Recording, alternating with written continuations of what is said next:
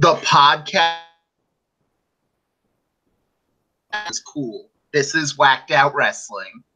What was that? Hello, everyone. This is Whacked Out Wrestling for another week on it, and we get the extra bonus that it's a week where we're actually doing stuff the same day as it happened, as we're coming right off of the biggest event of this one, as the T-shirt company All Elite Wrestling had their ticket bonanza for Double or Nothing just an hour ago.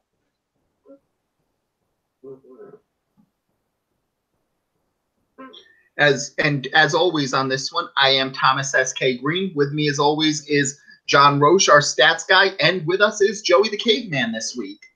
What up? Hey. And let's start out with the biggest one for the new stuff this week, because of course we have the big news from the All Elite Wrestling press conference. And as we heard, this weekend there's going to be the pre-sale ticket blitz, and you can go to allelitewrestling.com for more information there. And you can sign up, put your email in, and you'll get a pre-sale code that'll work for the next 2 days. And then tickets go on sale on February 11th. Did they announce? Did they announce that they were coming to Florida? I don't believe they announced anything more, except that the second show would be in Jacksonville and would be having a charity show for gun violence. So that's all they announced about when Florida shows are. Damn, no Tampa or Orlando. Well, it's still in the mix right now, so it may be eventual on these ones. So they're just starting out as well. Fair enough. As far as what we learned from this show on this one, it's the matches confirmed for Double or Nothing have Pac versus Hangman Page, and that will be a big one as well. And then it's SoCal Uncensored will be facing SEMA and 2 wrestlers from OWE who are unknown as of this time. That's the Chinese Federation, right? Yes. That's going to be fun. Yeah. And that will be a good question mark. And I'm not sure if they're going to use the people from the Chinese Federation or use the people from SEMA's faction in OWE. Which, if it's the case, would still have T-Hawk, El Lindemann, and a prospect as well. So there's people there for it as well. Meanwhile, I think those guys are going to blow people's minds on that card. I think the two Chinese wrestlers are going to blow everyone's mind for people who haven't seen them yet. Yeah. Yeah, if you can't think of how good the OWE thing is, it's basically Shaolin wrestlers trained to wrestle like Dragon Gate performers. That just sounds so fucking awesome. This is the true sequel to Toraimon / Dragon Gate, so get on board right now, people. Yeah, and just from all the things that have been seen, this looks like it's for real. When it hits in America, that's going to be the federation that owns your soul. You know what they look like from what I've seen of it? Remember the old Def Jam wrestling games? Mm-hmm. It looks like that come to life. Well, yeah, and that's one of the pluses of it. Again, it's Shaolin monks trained to wrestle like Dragon Gate performers. They can do things that only would be seen in Def Jam wrestling. X gonna give it to you. Gonna give it to you. I think that's actually, we're talking about Def Jam wrestling, not the random white guy at every shindy in a VFW hall. But that was the song that would play during the commercials for it. That's the joke. Right. Mm-hmm. Meanwhile, we found out more confirmed hires for AEW that have nothing to do with every good wrestler from WWE jumping ship because they hated not being allowed to do real wrestling. And that goes to, now on the roster are Sonny Kiss, best known as Exolicious from Lucha Underground, Sammy Guevara, who's part of AEW's second working agreement with the AAA promotion, which on one hand is good because it has a lot of Lucha Underground stars, but on the other hand, you are working with the AAA promotion, and God, that is a dumpster fire. Seriously, if you're going with that one, just work with Impact. You'll get most of the best guys from AAA anyway. Right. Added to the list was the best friends of Chuck Taylor and Trent Beretta, which adds another tag team to the mix. And they hinted that tag team wrestling could main event Double or Nothing, which helped because the Young Bucks got beaten down by the Lucha Bros as they confirmed their signing. So that also gives a guarantee they got Pentagon Jr. and Phoenix, but we don't know if it's exclusive or not yet. Right. We have women's wrestling added as Aja Kong goes to them, Yuka Sakazaki from the Tokyo Women's Pros promotion, which is shocking because there's a lot of bigger Joshi promotions in America, and going with this one is a pretty strange decision for him. Kylie Ray, who's been one of the hot prospects on the indie scene right now and has gotten some buzz from McHale there. Nyla Rose, which not only gives him another performer, but apparently marks the first openly trans performer to sign nationally as a big deal. So you know WWE has to be kicking themselves right now that AEW beat them to the punch there. Why do I get the feeling if WWE would have signed her that they would have put her with Gold Dust? Honestly, that's the problem where we know they would have, because WWE loves breaking things that are beautiful. And those were the big ones, and then it's over. It's finally over. Kenny Omega is officially on AEW's roster.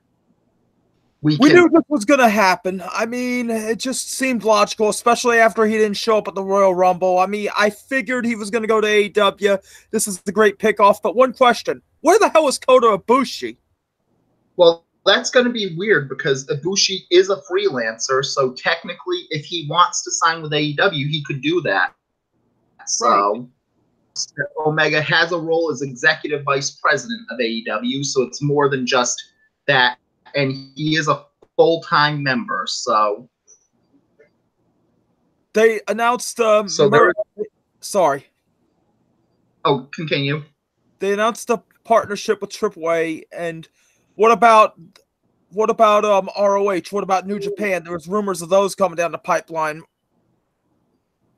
Honestly, that's going to be a question mark because the fact that it's clear that New Japan will probably want to, if only to get the elite members back, because this has already taken 4 top stars from the roster and 4 people who were very big on their North American expansion right there.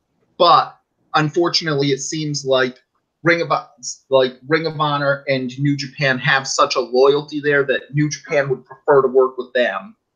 And it's surprising Ring of Honor won't work with them because if New Japan lost 4 people, ROH just lost 7. And they might lose 8 soon with the villain. His contract runs only till April, right? Yeah, and it's also going to be a question mark there because not only there, but he's also the lucky bastard in place with Deonna Purrazzo, so there's still that outside chance WWE could lock him up too. Who's the other lucky bastard?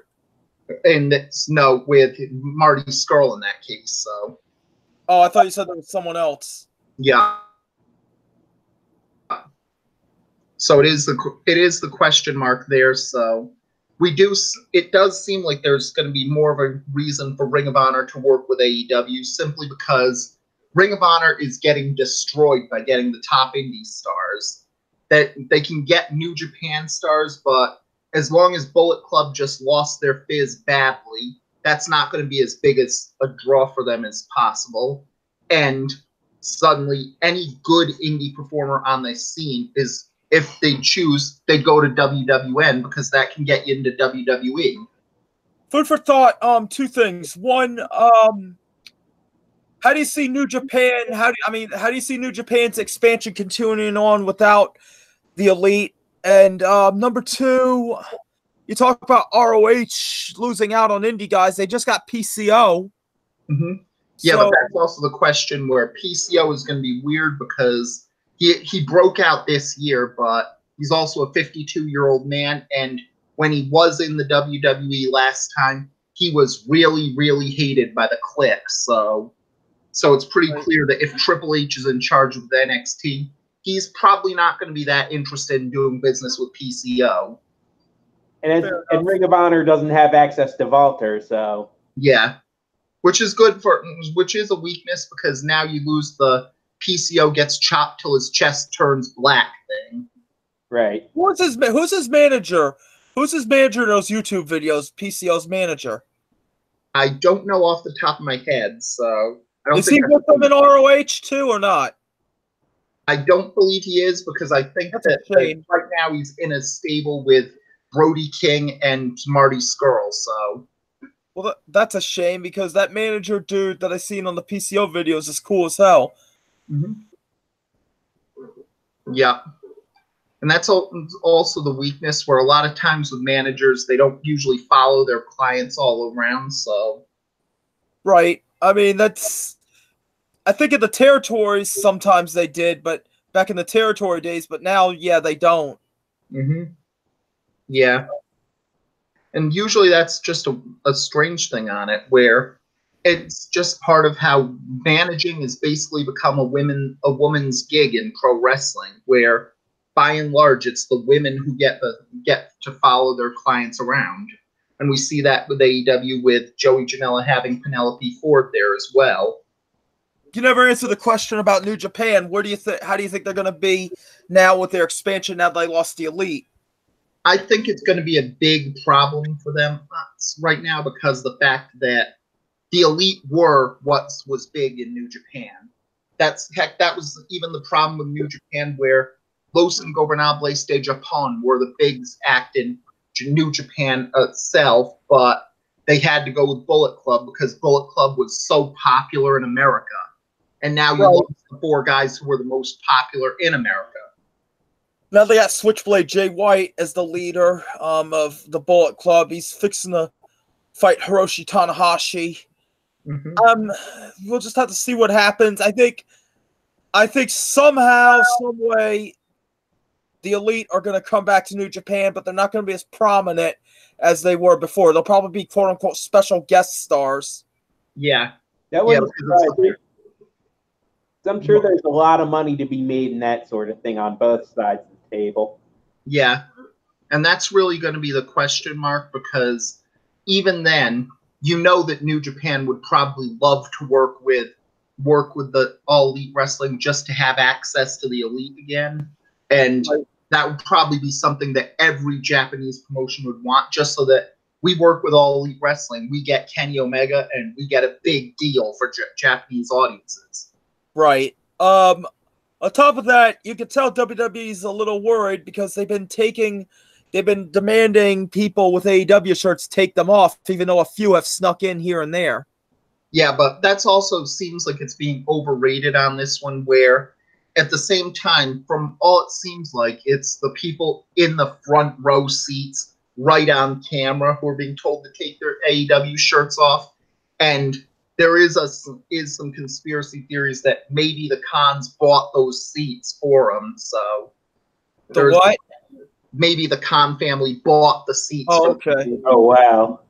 Plants. That would be amazing if that were true. Yeah.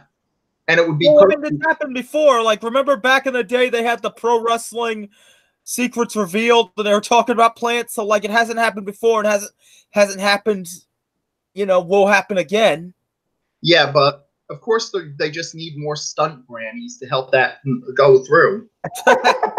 Nice. Mm-hmm.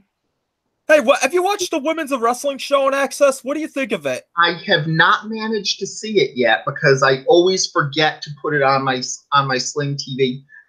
Fridays at 9. Fridays at 9, and the reruns Thursdays at 8. Yeah.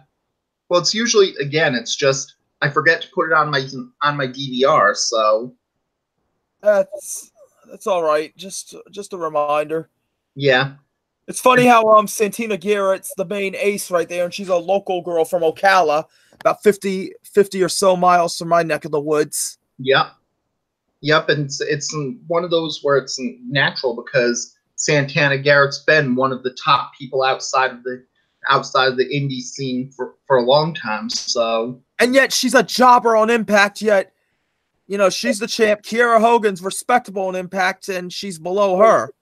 Yeah, but that's also Santana Garrett hadn't been on Impact for a few years, so I thought she was on last year jobbing to somebody.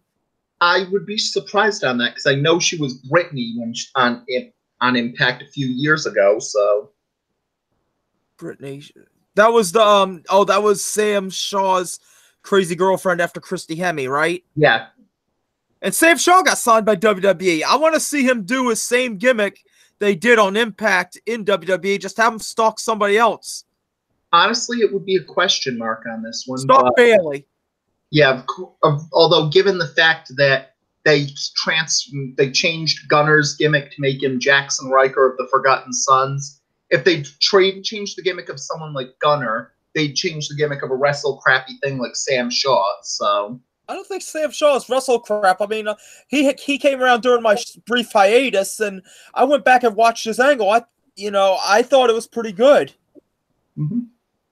Yeah, there was something. It's weird because there was some things where you could probably do something more with a wrestler who's like an American Psycho type, but it also seems like it'd be. He wasn't so much American Psycho. He was more Dexter meets American Psycho, but he has been wrestling on the indies, in like the Southern Indies, but he hasn't been doing that same gimmick. He's just been your generic. He's just been your generic bully. Yeah, yeah, and it was again. He was doing commentary for NWA shows, so yes, you're correct. Weird that they got him to come from the NWA there, so. Right, he was doing championship wrestling from Hollywood commentary. Am I correct? Yeah. Well, I think most of it's the fact that NWA just worked with anything for it. So what happened to the rumor of Corgan starting an NWA show? What became of that? I think that Corgan's still trying to get all his eggs in one place for it, and right now it looks like he's starting to get the titles in place for it, which is the big thing there. But Cody's still the champ, right? No, Nick Aldis is the NWA champ. He won it back? Yeah. Willie Mack is the national champ, which is their intercontinental title. And they're doing more with Jazz as the women's champ. So they're starting. Yeah, and Rodney Mack's wife? Yeah. She's still wrestling? Yeah. Oh, cool. Yeah, which was surprising that she was still wrestling, considering she was in the concussion lawsuit. So interesting. Okay, so NWA still trying to work with get their eggs in their basket. Nick Aldis got the belt back from Cody Rhodes. Okay. So about the All In conference, I missed it. I forgot it was today. I was busy watching the NBA trade deadline shit. But did they announce for sure like what TV shows they'd have, or what channels? Have they announced that yet? Is there going to be another program? At the moment, if you listen to the AEW's chief of propaganda, Dave Meltzer, they're down to 2 TV deals on the table. Both of them are huge deals, allegedly, and would be some of the biggest ones in TV history for them in this. Bigger than Pursuit TV? Much bigger than Pursuit TV. So, okay, what are the networks? They aren't mentioning which networks are on the table yet, but the strongest rumor going on is that they'll announce the TV deal at Double or Nothing for who's getting them on TV. And Nickelodeon. Very strong rumors say that they're going to Turner. Oh wow! Yes, I would love to see that. Either NWA or All In should go on Turner. Well, the rumors are that All In might be signing with Turner. So yeah, I mean, wasn't there that rumor the Tuesday show? Yeah. Well, they've already copyrighted a Tuesday Night Dynamite thing for it, but it'll be a question mark, and honestly, it could go anywhere for it. Brother, you know what they need to do? Weird because of the fact that they become the drama channel since they lost Nitro on it. TBS, they got the NBA still. TNT does. Yeah, but there's also the question that with all the preemptions on it, there could be the question of, we're totally going to Turner, and it's like, no, you're on the Bleacher Report app, and that doesn't. Suck. Yeah. So, and that's what we saw with AAF and their deal with. They got Turner, but no, most of their games are on Bleacher Report, and one game a year is going to be on TNT. Damn. What was that? So it was what? AAF, which is one of the competing promotions to the XFL. All American football or American. Yeah. Yeah. When is the XFL returning? 2020. And they did announce their first few start coaches, where Bob Stoops of Oklahoma is going to be the coach of the Dallas brand, and the OG Mox is not happy with that. And Pep Hamilton is going to be coaching us one after leaving Michigan this week. Okay. So we'll just have to see what happens there. Hopefully they get on TNT or TBS. If not, I mean, they could go somewhere else. I mean, there's more than T and TBS. Yeah. Well, it would be interesting. Personally, I think that TBS would be a very good pickup for them, because that would work with the comedy of the Elite there and their comedy channel. Maybe you bring them to True TV. It's the worst case scenario there. And heck, if you need to, being the Elite would disturbingly work well on Cartoon Network Adult Swim. Adult Swim, yeah. What were you saying was the comedy channel Turner had? TBS. Yeah, I was gonna say, shit, put it on, Adult Swim. You know, if they're working with Turner, Being the Elite could definitely be a show on Adult Swim easily.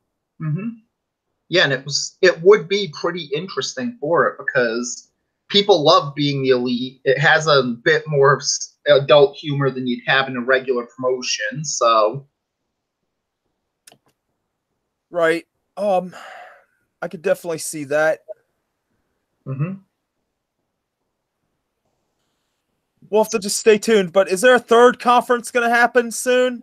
I don't know if there's a third conference that they've announced, but I know they announced the regular one, then this one for the ticket information. But now, Double or Nothing's going to be in Vegas on Memorial Day weekend, correct? Yeah, on May 25th. Okay, cool. Yeah, I believe that is Memorial Day week. Yeah. And I wish I fucking lived in Vegas. Yeah. Hey, anyone want to give me a lift to Vegas?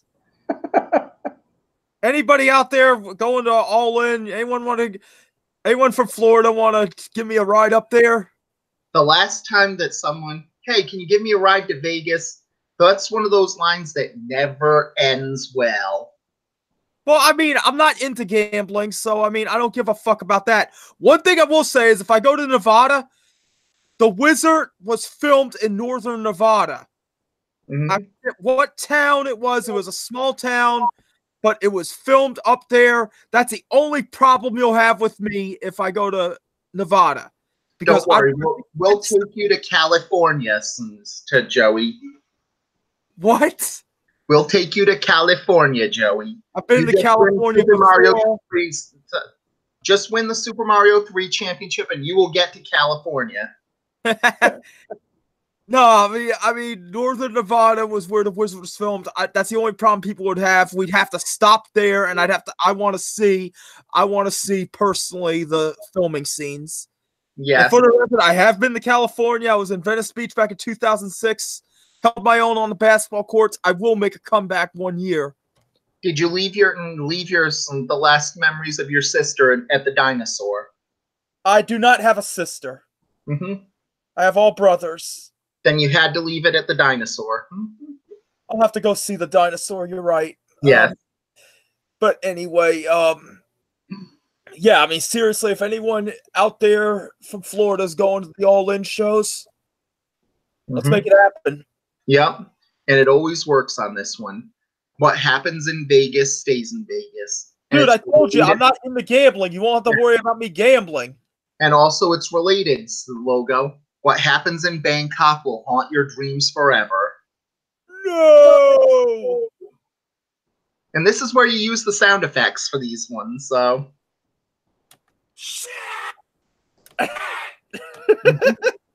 Yep, we get more and more like a morning show every week, folks. So.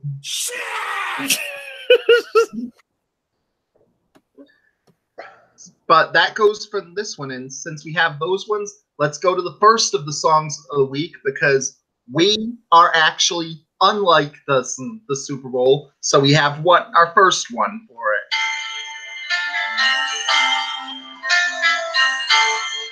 We remind you, fuck Maroon 5.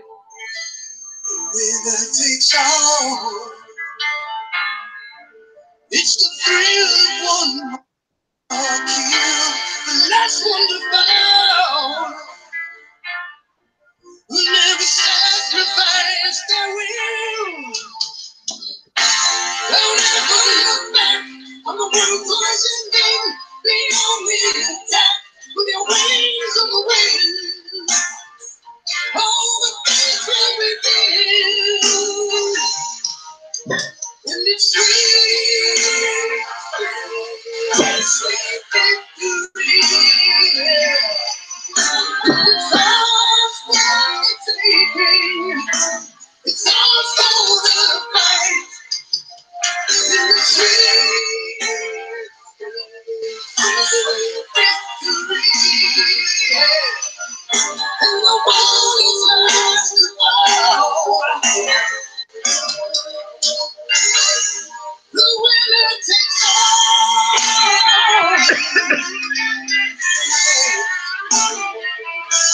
If going no fear, who will let me lose the goal? It goes with the fever. For your time keeps going on. The things gonna be on. The things on your pain. Your back's on the wall. With no one to blame. All hearts will contain. And it's sweet, sweet victory.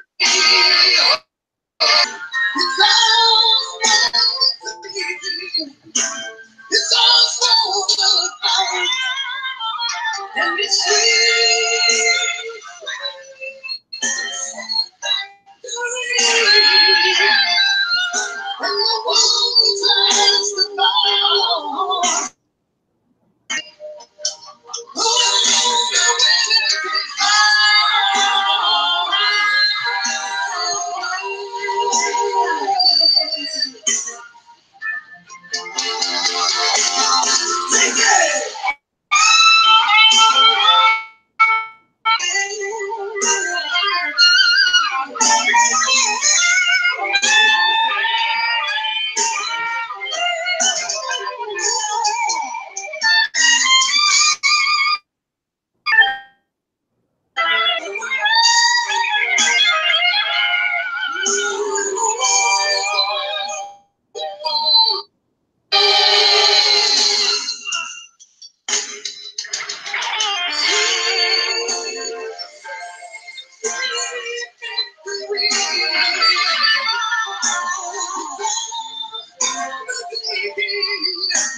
It's all for the fight. And it's sweet victory. The world turns to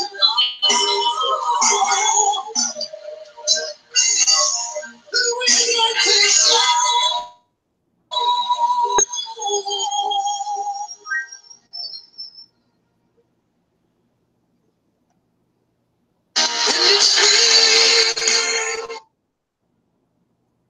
That was the first of the songs of the week in our fuck the Super Bowl viewpoint on this one. Because that was just a terrible Super Bowl, terrible game, terrible halftime show, and they don't even have the balls to do it, but we do. And yet, your team won. Yeah. Well, that's one of the weaknesses where I know this will probably cause at least half the 7 listeners to not go, but yes, I am a Patriots fan. And we get number 6, hate us because they ain't us, suck our partially deflated balls. Yeah, I saw some of the pictures online of Tom Brady made up to look like Thanos with the Infinity Gauntlet, and instead of the stones, it had like the rings. Yep. And that's really one of the pluses where they keep wondering why he's such a great quarterback and manages to get all these victories, but not ignoring he's the most underpaid quarterback in the game. He's the one who's willing to say, "No, I'll let you give me a little bit less money. Just put it into other members of the team so they have better players on every other position." Which will be a question once Goff and Mahomes decide, nope, we'd rather get paid ourselves. Yeah. I mean, everyone looks at Deflategate. Everyone looks at everyone tries to find a reason to hate the Patriots, but they have been consistently good the past almost 2 decades. And even before that, they had Drew Bledsoe, and they were a threat before that. Yeah. And that's even before that. It was like 30 years of greatness and then countered with 30 years of being terrible. Any Patriots fan will tell you, we've earned this shit. Just play Tecmo Super Bowl and you'll see how much we earned it. Well, to be fair, I mean, Steve Grogan was a good QB for you guys. They just put him in Tecmo Super Bowl when he was on his last year and he was dog shit. Yeah. But the whole game for New England was dog shit in that one. And that's one of the weaknesses where stop making Tecmo Super Bowl sims the Super Bowl. You ended up getting the 1991 version of the Rams and Patriots instead.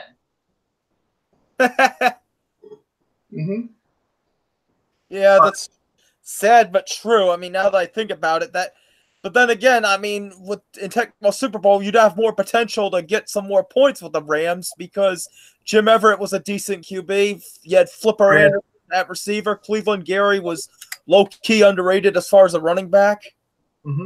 So, I'm blanking on their fullback on Tecmo Super Bowl, but he was good too. So, let's just... And meanwhile, to bring it back to wrestling as well, they did have halftime heat this week, and all signs... How was that match?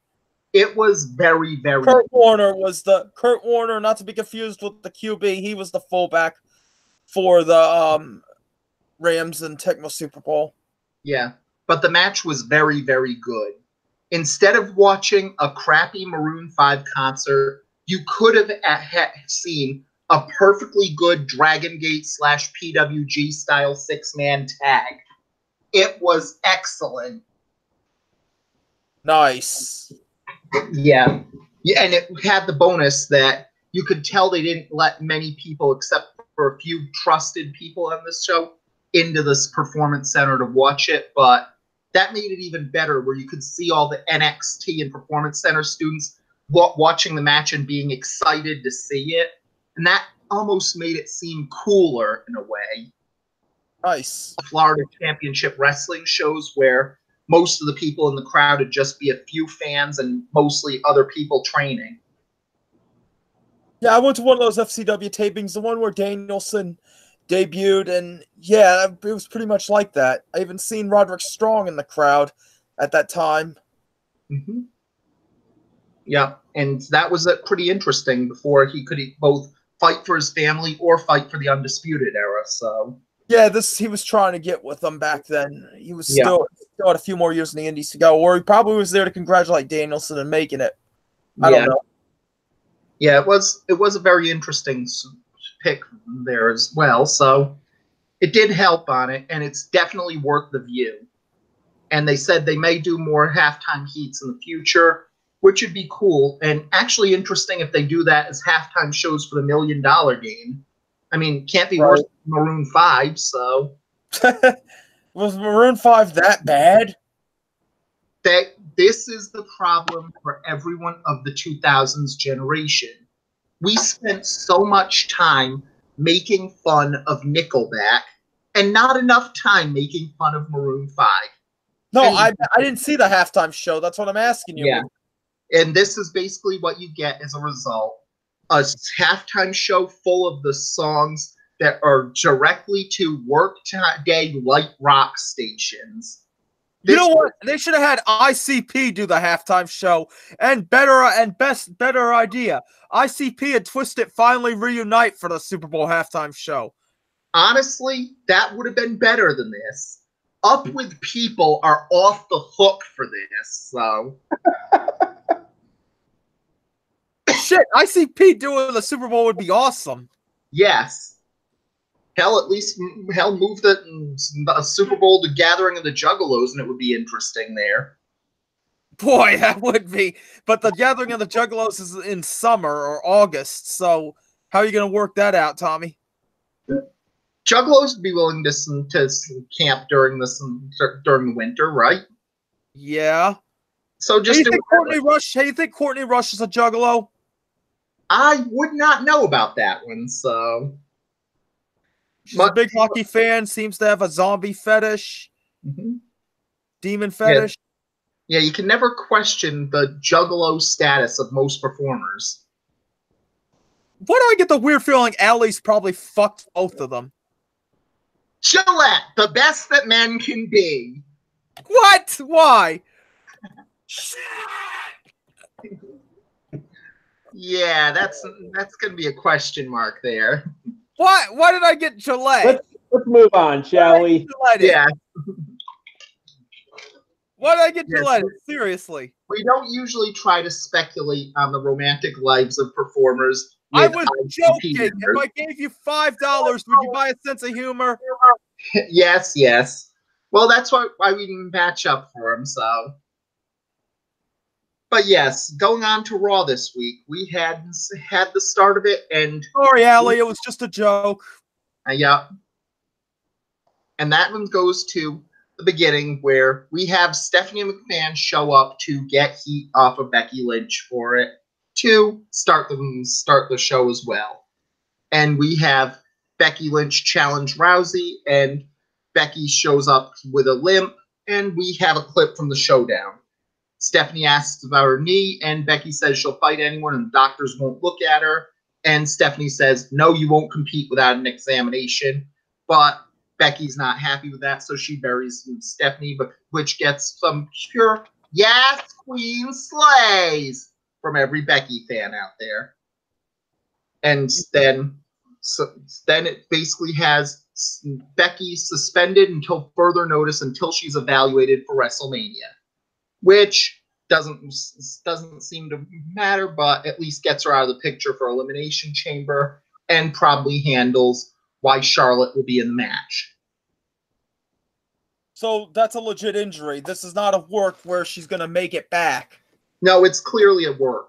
She's worked on different knees before, like at the Rumble, where she was tendering the left knee, and they said, no, work the right knee. So this is absolutely a worked injury. Okay, cool. Mm-hmm. And then they go into like Rousey saying she was lucky, and Rousey acting really grouchy, leading to the match with the Riot Squad's Liv Morgan, and she really showed her heel fangs in that match, and she showed her heel fangs in the whole segment. That was the first time I seen her show her UFC persona in the WWE, and it's going to be interesting to see where this goes.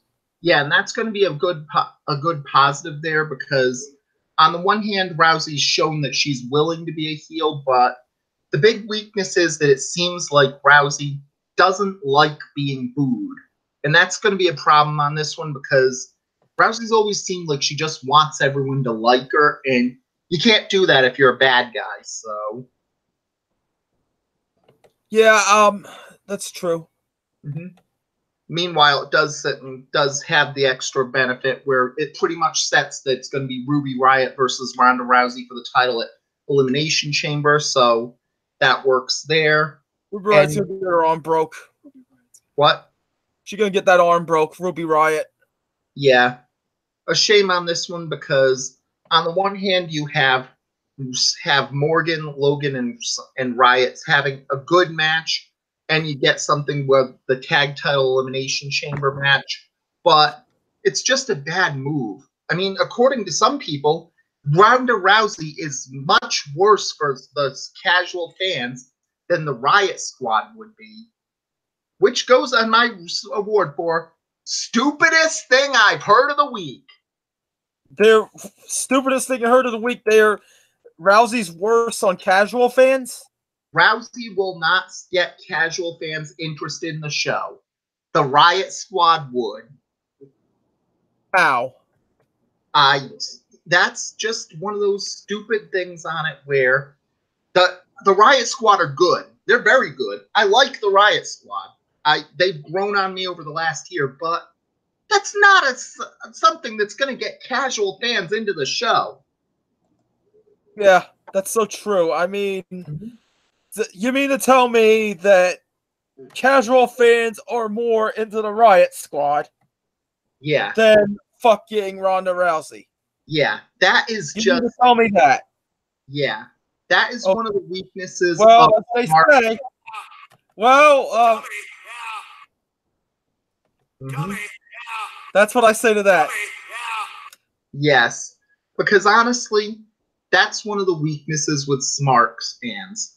They know that the show needs to get better ratings, and so you need to get casual fans into Raw and SmackDown.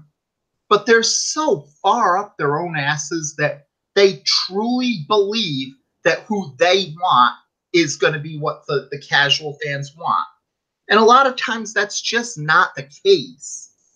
I mean, this is an example where Ronda Rousey is a question mark. There's some weaknesses there. She's a transphobic Sandy Hook denier, so there is problems there. But she's also the first legitimate celebrity that WWE's gotten in there. And the Riot Squad are very good, but they're not mainstream automatically. Right. The Riot Squad had you know what? The thing about the Riot Squad is it's a good gimmick, but when it's a punk rock gimmick, but see, that's the problem when mainstream companies try to do a punk rock gimmick. They try to have the spirit, but at the end of the day, they come off less authentic and more like undercover narcs. Well, it's not even that. Where once you realize that they're just a bunch of delinquents, it works well, and they're three different types of delinquents. Like you've got Ruby Riott, who's the punk rock chick, and then you've got Liv Morgan, the good girl who goes off to smoke in the bleachers at the high school and will fight people for that one. And then you've got the big redneck chick will just bang people out, but in Sarah Logan. And once you realize they're just three different types of juvenile delinquent, it works a lot better. Yeah, I can sort of see where you're going. Yeah. Mm-hmm. Yeah, that makes sense. Yeah. Good call, Tommy. Yep. And once they do it, and I'll give credit, I got that one from the same person who gave me that stupid one. So not everyone has just stupid things there. Yeah, I mean, Women's of Wrestling has a couple wrestlers on their show that do the punk gimmick much better. Mm-hmm. And I was watching the Thursday rerun, and I seen the tag team. I'm trying to get their names. I forget their names at the moment. Danger and Riot. What? Danger and Riot. No, not them. It was Fury and Razor. That'd be interesting because if it is punk rock stuff, Ruby Riott is very good at playing a punk rocker. So yeah, Fury and Razor were a couple punk rock members on the Women's of Wrestling show. They were pretty damn good. Mm-hmm. I saw them and they caught my eye. And Women's of Wrestling is supposed to be done by the people that did Glow, and it's supposed to be kind of the sequel or New Wave Glow. So weirdly enough, I could see Razor and Fury being New Age Hollywood and Vine. That I could see as a possibility on it, and it is a No, I mean, if you want to really for shits and giggles, if you really want time together, just say that they're their daughters.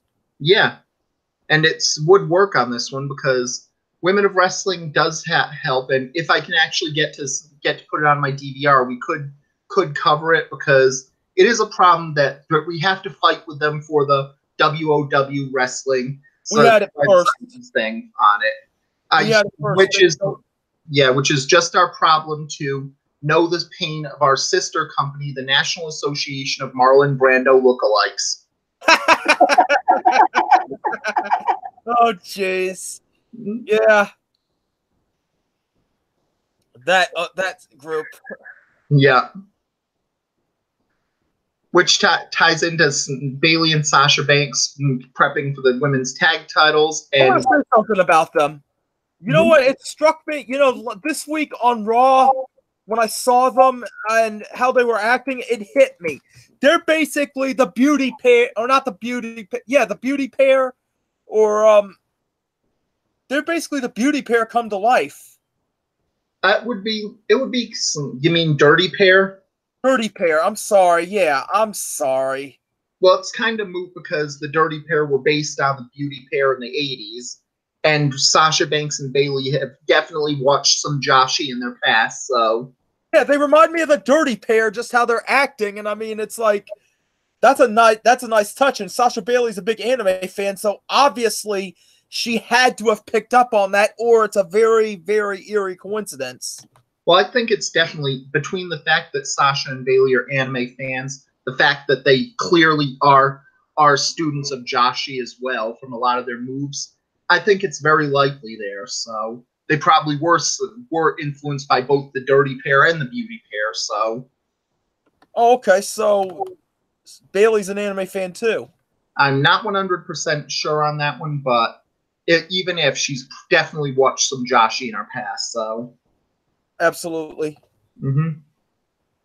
And that leads to the next tag team that was thrown together of Alicia Fox and Nikki Cross. No clue if, since they had a Scottish one, Nikki Cross would also call her Alicia Fox. Put her back with Sanity. Yes. Honestly, that's one of the weaknesses with the new people, where they just put them randomly in different forms and just try to get them in. They're probably not going to go to solid places until after WrestleMania. Yeah.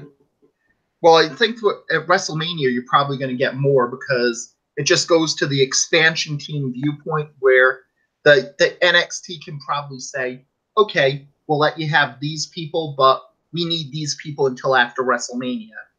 And that seems to make some sense where we can give up these 6 people, but give us these people, and more people come out after that. Right.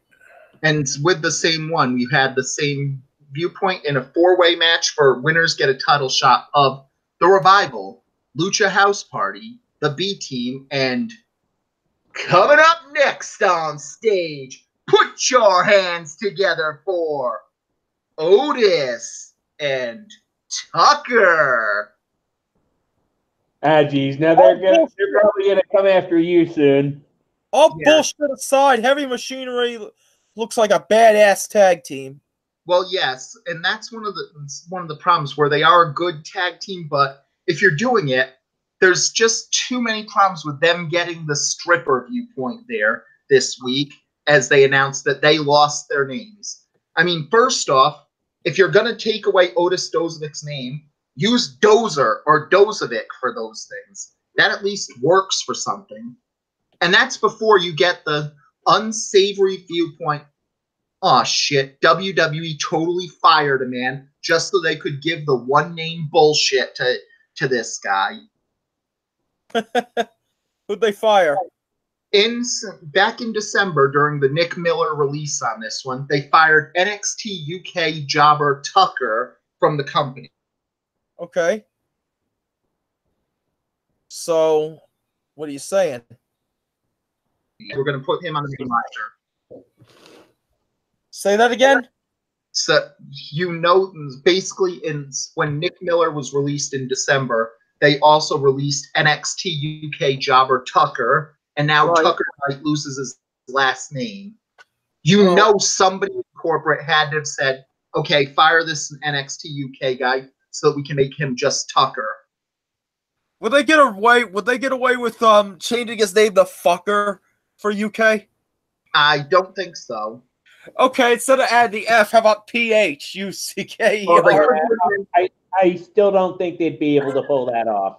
Yeah, let's put him in his dress and his wig, and have him show up as the mother of Heavy Machinery. Just we can be Mother Tucker. Well, they had Mother Smucker and Sister Angelica, the Sisters of Love, the Headbangers. Yeah. The Headbangers gimmick for 5 minutes before they just said, "Fuck it, we're just gonna have you stay the Headbangers." They had them in Smoky Mountain. It's like, oh, let's just make you the Sisters of Love instead. But then, no, we'll just keep your Smoky Mountain gimmick. You know what? Yeah. Almost makes me wonder, though. If they would have kept the Sisters of Love gimmick with Brother Love as their manager, where could it have gone? It would have been interesting. I mean, they did do a good job as the Headbangers, but it begs the question, where would they have gone? Honestly, judging by the gimmick of 1997 and two guys pretending to be nuns, my answer would probably be nowhere. It would have gone nowhere. Maybe an angle with Goldust? I don't know. Maybe after he became the Christian Dustin Runnels, it would work. Yeah. Possibly they do something in 2000 after Crash Holly had his time with Shaft, since he was also a bad Mother Smucker. If they'd done it in like 1990, they could have tied it into that Nuns on the Run movie. Yeah, that's what I was about to say too. Mm-hmm. Yeah, but even then it was the more forgettable nuns doing stuff movie on it, where you couldn't even use Sister Act because they were all white guys, and you couldn't really have one of them be Whoopi Goldberg, so... that was another thing too. They were the Spiders, which was their Memphis gimmick for a while there before they became the Sisters of Love and then the Headbangers, where they flip-flopped a few weeks before finally deciding to be the Headbangers in the WWF. I just more proof that Taz Warrington must be a god of WrestleCrap right there. Yeah, I remember them flipping I remember them flipping back and forth from Headbangers to Sisters of Love a couple times. Mm-hmm. So, yeah, I mean, now that you mention it, yeah, you're right. Yep, and it's one of them great WrestleCrap guys who you never hear much about for how many weird gimmicks he had. I believe the Headbangers still wrestle on the indie scene in Florida. Yeah.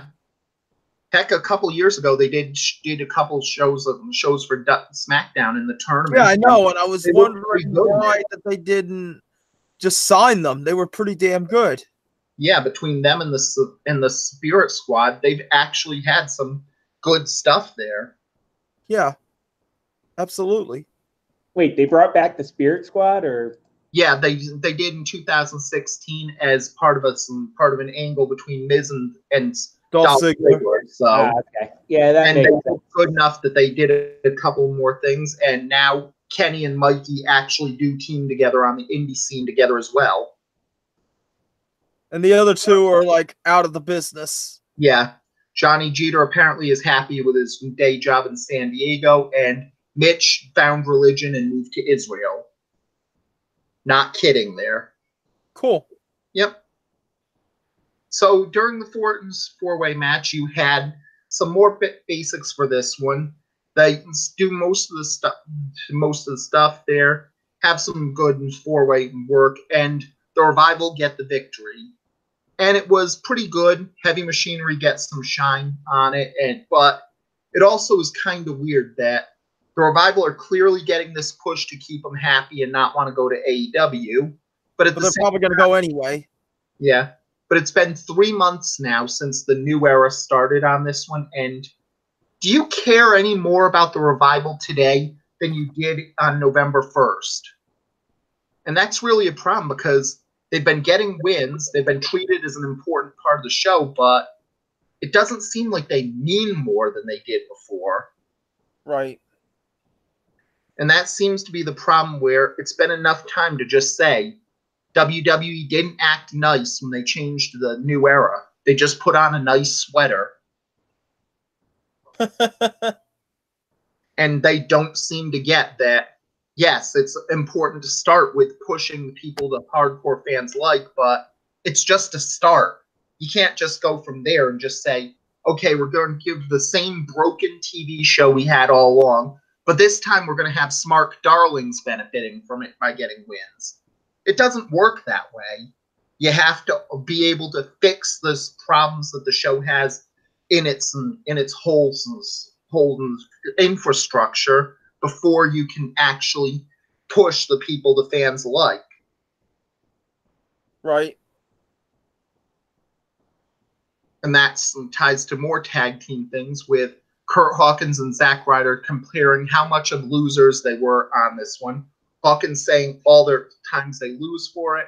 Ryder saying they spelled his name wrong, but they're going to end the losing streak together. And that just works for what it is because it gives them something to do at least. That might be a hint that they're going to win the tag belts.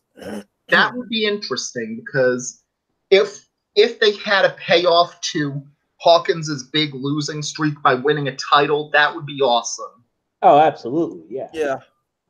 And that's the type of thing that if you're going to do stuff like that, it would be interesting if you either have a long losing streak end with winning a title or ending a long undefeated streak. Either way you do that, you've just made someone. You're right. I mean, I think that's what's going to happen, though. They'll probably... You know what? This is going to sound crazy, but maybe the Revival will win the belts off Gable and Rude, and then that'll be how Hawkins gets his win and gets the tag belts with Ryder. Yeah, that would be a pretty good move on it. And Hawkins would be a good in the bank where we'll give you the titles. We'll see if you're happy on that one. If you're not happy, you're giving Hawkins his first win. And that would be go to AEW. Yep. Much like every other person who's unhappy with WWE. And we'll get to that later. Mm-hmm. And then some Angle shows up and talks about everything he accomplished, and then he's lost a lot. He knows he can't beat Father Time. He preps for what seemed to be a retirement speech, and Baron Corbin and Drew McIntyre show up and get into in Angle's way. And I honestly thought Jason Jordan was going to return tonight, but no, or that night, but no, we had Braun come in and help Angle. Mm-hmm. Yeah, but that's also a weird thing on it where with Jason Jordan, it's kind of the more time you have off, the better because you need to get all the stench of that Angle off of Jordan to make him a star. Because the guy's good, but that storyline just was the worst thing on it. It may have been the worst Angle for a person since the Red Rooster. And I don't know about that. I think it was a good gimmick. It just... Supposedly the news came out that they were building up to Angle and Jordan having a match at WrestleMania before Jordan injured his neck. And honestly, I thought that they should never have broken up. And I could have seen him spend the rest of his career as Angle's son, and they could have kept playing off each other really well. Mm-hmm. Yeah. Well, it's one of those cases where they needed to officially make the turn, and ultimately that was the problem, where if you turned Jordan heel, he could have probably been a huge star on it, but at the moment, they never got past he's the owner's kid and he's getting some preferential treatment. Right. And speaking of an Angle where we remind you on this one that Kurt Angle was given Jason Jordan as a son because Vince McMahon thought it was hilarious that Kurt Angle liked to have sex with black women. Speaking of which, we have wrestlers talking about Rosa Parks and her sacrifice as part of Black History Month. Okay, who did it this week? Pretty much the same as usual, just showing footage of them at a museum for it. So it just was what it was. We remind you of that with the Kurt Angle Jason Jordan storyline forming.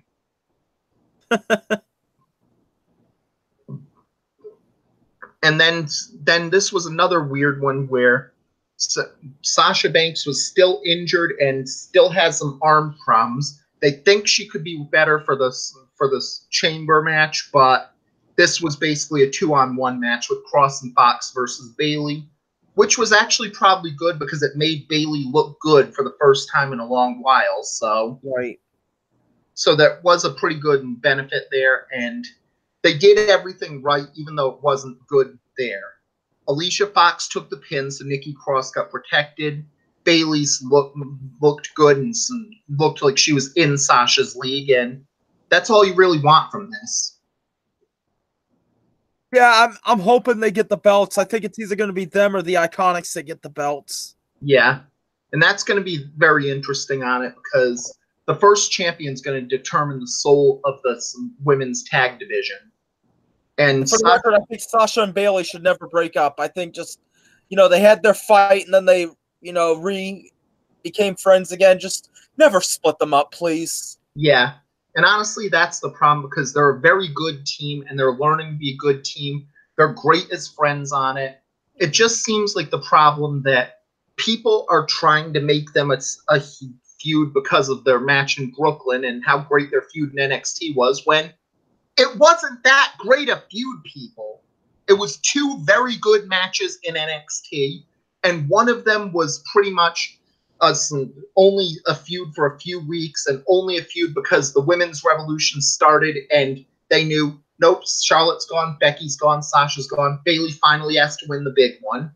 It was a great match in Brooklyn, but 99% of it being that great a match was the fact that fans knew Bayley's gonna finally win the big one after 2 long years of waiting, and that was a big reason for how good it was. Then they had their victory lap, which was basically just a victory lap and we're sorry about giving Brooklyn the moment of Bayley winning the big one. Here, we're going to have a good main event in Full Sail for you guys.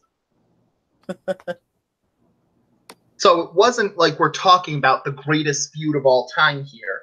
It was 2 very good matches. Yeah, they overrated it, and like I said, just leave it alone. Banks had her heel run on the main show. Mm-hmm. So, with I could correct me if I'm wrong, but it's PC&B where she was a heel, right? Well, with BAD. Oh, BAD. Okay, she was there during my hiatus, so I mixed that up.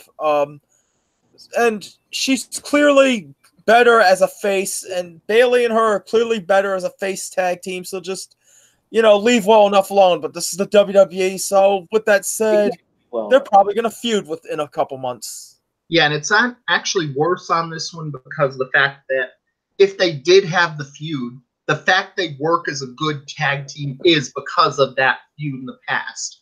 All their shared history on it has led to this point where you have 2 characters who couldn't be more polar opposites on paper, yet they're each other's missing puzzle piece, and it makes perfect sense. It's similar to the Riot Squad, where on paper, these 3 dissimilar people should not be a good team, and yet they're a perfect team together. Right. And weren't Ruby Riott, Liv Morgan, and Sarah Logan faces in NXT? Ruby Riott and Liv Morgan were faces in NXT. Sarah Logan was in the Mae Young Classic that year, but hadn't really made it to NXT rotation yet. Oh, okay. I think she had some beef with Daniel Bryan at one point. Yes. Right. Well, it's mostly because of the fact that like AJ Styles, she knew she was popular with the gay meat community, so. The gaming community? Mm-hmm. Which is also the problem that Styles is regular on Up, Up, Down, Down and shows he's popular with the gaming community. Credit for that. Mm-hmm. And then we see some more things of what the hell did they do for the turn for Jeff Jarrett versus Elias? That's J-E-double-F, J-A-R-R-E-double-T, Jeff Jarrett. And you know what? With him coming back, O-N-N-E after he didn't want us to do it that last week. So what happened? He didn't want us to keep doing the Jarrett stuff that last week. So luckily for this week, he's G-O-O-N-N-E. Well, I mean, the funny thing was, like, last week when I saw Raw and I saw Jeff Jarrett feuding with Elias, I actually went on a Jeff Jarrett binge watching his old vignettes from when he was debuting back in the WWF in, I believe, 93. And, you know, I thought, hey, you know what? In retrospect, this gimmick wasn't that bad. Yeah. But it's also kind of weird on this one because the fact that this just doesn't work on any level. You've got Road Dogg and Jeff Jarrett allying from 1995 and singing With My Baby Tonight together like it's 95. You turned Elias because Billy Gunn's now road agent AEW, yes? Well, basically, yeah. But it's more the fact that you turned Elias heel to prop up this act that not only is a nostalgia act, but it's a nostalgia act that nobody's interested in. You've got the Road Dogg, who was a big star with the New Age Outlaws and a big deal in the Attitude Era himself. Very popular. Even if Billy Gunn's not in AEW, Road Dogg is still a very big part of it, and probably more over than Billy Gunn was for it. Then you've got Jeff Jarrett, a WCW main eventer, a TNA main eventer. If you put Elias against Jeff Jarrett, it would make sense to say, holy shit, that's the former WCW champion and the star of TNA. He beat this guy. Elias is for real. 1995 country singing Jeff Jarrett is not that type of person. And that's the weird thing with this nostalgia. It's not just making Elias look bad. It's making Jeff Jarrett and Road Dogg look bad. Could this be a proverbial fuck you by Vince because of Jeff Jarrett spending all the time with forming TNA and trying to go against Vince? Could that be a fuck you, really, to him? It might be, but it's more the fact that even if it's a fuck you to Jarrett, Road Dogg's one of the writers. He should know better. If either Road Dogg was just blinded by getting to be a TV star again, or he didn't realize that they're ruining him too by doing this. And if he didn't realize it, he was just blinded by getting to be a TV star anyway. So essentially, for Road Dogg, dummy, yeah. Exactly. And what the hell, Jeff Jarrett as well. Dummy, yeah. Dummy, yeah. And for Elias. Dummy, yeah. Because that whole feud has been that. Yes. And that's the weird thing. It was really fun at the Royal Rumble, but this isn't a regular feud there. And it's just weird on it. And Jarrett looks good, but there's just nothing there. It's a good matchup. It's a good one, but no one needs to see it. Yeah, I agree. I mean, it was fun for the Royal Rumble, but I mean, and then, you know, now they're going into overkill. And honestly, Elias has one of the best win-loss records in the WWE. And for Jarrett to come back and beat him would be an insult, especially with the country gimmick. So it's like they thought, hey, you know, people loved it in the Royal Rumble. Let's see what happens on Raw. Sometimes you just need to leave stuff alone. Yeah. And it's worse because even then, on paper, this should be good for Jeff Jarrett because Jeff Jarrett is the best example of the Peter principle in professional wrestling. As a mid-carder, there's almost no one who's better than Jarrett on it. As an upper mid-carder, he's kind of okay. A main eventer is Jarrett's level of incompetence, and he's probably not that good a main eventer. And as the man, he's god-awful. Right. I didn't like him as the man in WCW. I didn't like him as the man in TNA, even though I did personally see two of the title changes where he got the belt taken away from him. The one was, I went to the TNA show where I think AJ Styles beat him for the title, and then I went to a TNA show where Christian beat him for the title. Yeah, and that's really the first pay-per-view I ever ordered was the one where Sting beat him for the title, I think, and that was also, I believe, where Kurt Angle made his debut in TNA. Dude, I was there for Angle's second night on TNA, where Samoa Joe ripped the contract and, came out to confront Joe. Right. Angle or Samoa Joe ripped the contract, and then Angle came out to confront Samoa Joe. Mm-hmm. So, yeah. Yeah. And that was weird on it because at least Jarrett's a mid-carder now, and that's a plus there because Jarrett's a very good mid-carder. Plus, he's not throwing tortillas at anybody anymore, so he's in a better place. You're right. Mm-hmm. So then we have Dana Brooke apologizing to Natalya and starting yelling, but Natalya had her headphones in, which was basically Vince was amused. Yeah, that was a stupid. We get that a lot, don't we? I'll be right back, guys. Mm-hmm. All right. Yeah, and that's one of the things where whenever it's just a random storyline, it's at least Vince was amused. And this is one of the questions why he left on this one, because that's always a bonus for Dana Brooke on it, where she could use an excursion in the worst way right now, where she's got potential, but she's not there yet, and she probably won't get more if she went to NXT. Is that like an excursion, like the thing that a lot of Japanese promotions do? Yeah. Basically, it's the exact same things. And the fact that we have Evolve using excursions for some of the NXT workers helps there as well. And having a few shows at Shine would probably do her really well. Heck, even if it's almost a problem because of the fact that you can't even bring her to NXT UK because of the issues Enes Kanter has had. So, yeah, Enes Kanter just got his contract bought out. Yeah, but this was basically the fact that he didn't go to the show in London for the Knicks on it because he has good reason to believe that the Turkish government's gonna kidnap him and execute him over his statements against him. So right.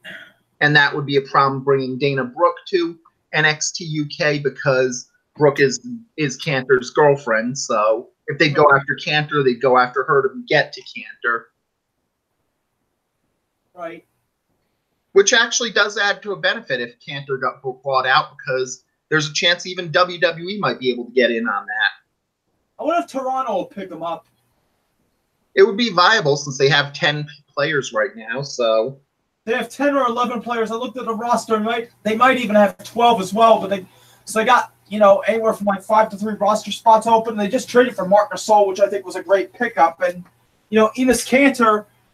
I mean, they already got Greg. They got Greg Monroe. They got at the 5. They got Greg Monroe. They got Gasol, who's going to probably start, and they got Serge, who probably will come off the bench since Siakam has come on strong. So I'm thinking maybe Cantor gets picked up by them. Maybe he doesn't. I know there's rumors DeAndre Jordan might get bought out. So yeah, but they'd also have to buy out more of these players for the Lakers on it. I mean, Carmelo Anthony needs more people to join up with him. So yeah, is Melo officially signed with the Lakers, or is it coming down the pipe? It seems like everybody thinks he's going to. When I saw all the bullshit going down with the Anthony Davis deal and how AD wasn't coming, you made a comment how you thought like LeBron, the NBA is going to try to make LeBron kill somebody in LA. And after I seen all that shit go down, I was thinking, holy shit, Tommy might actually be right about this. Yeah. This seems like it's like that one theory of how much stress can we put one person under? Right. Mm-hmm. Heck, it's almost at the point where, honestly, if they really wanted Davis so badly, the question would be LeBron for Davis. Who says no? LA would, because they were trying to get Davis a team with LeBron. Yeah. But they practically were going to trade half the team. Mm-hmm. For him, which was stupid. Yeah. And then you have the fact that Davis said he'll only sign for Los Angeles or Milwaukee for some reason. So or Phoenix, or New York. I think it was those 4 teams. Yeah, I think he said Clippers, Lakers, Milwaukee and New York. So. Oh no, it was Phoenix too. Okay, Clippers. Like what? I don't think the Clippers are on there. Well, I'll have to reread it, but Yeah. I know coming on all that, there was all that big story of LeVar Ball coming out saying Lonzo does not want to play New Orleans. He'd rather be he wants to go to Phoenix if he gets traded. And I remember watching on a Skip and Shannon show how they were calling Lonzo a spoiled brat who's been babied all his life by his father. And I'm thinking to myself, you know what? You want to go there. I mean, look at LeBron. With all due respect to LeBron James, he was basically babied from coming to high school out. Everyone's calling him the next big thing, the best thing since sliced bread, Jordan and Magic combined. So, let's call a spade here, people. Mm-hmm. Yeah, but it's more the fact that with Lonzo, it's basically, if anything, he'd probably be a very good facilitator who could make his teammates better. If not for LeVar Ball being such a prick. So yeah, and I was gonna say Lonzo for the most part seems like a very down to earth guy. It's his father Laval that's the loudmouth. Yeah, and honestly, it's those ones where you want to see him. Yeah, trade him to some place that no one wants to play in. Come to Orlando right now. Mm-hmm. Even though Orlando looks promising, I mean. You know what was funny on the NBA discussion? There was a friend of mine I was talking to. Try this on for size. We were talking about Kevin Durant. Mm-hmm. He had this theory, like it was far-fetched, but when I thought about it, I liked the idea. He had this theory that Kevin Durant should go to the Detroit Pistons. That would be interesting. And that I said, would Griffin and Drummond stay? He said yes. And then they said, well, now they'd only have to get a decent point guard. I said, they already do. They have Reggie Jackson. Mm-hmm. So, I was thinking about this. If KD went to the Pistons and they somehow were able to keep Griffin and Drummond, that would be an elite team. Yeah. That would be very, very elite team. Mm-hmm. Yeah, and that would be a team that would be some more weird because it wouldn't be that Pistons style of thug ball, so. No, you're right. It wouldn't. It would. But the NBA seems to be going away from defense and being more about offense. I always thought to beat the Warriors is going to take like an updated version of the Bad Boy Pistons. I honestly thought that's what the Lakers were going for, but it seems like that's not working. Yeah.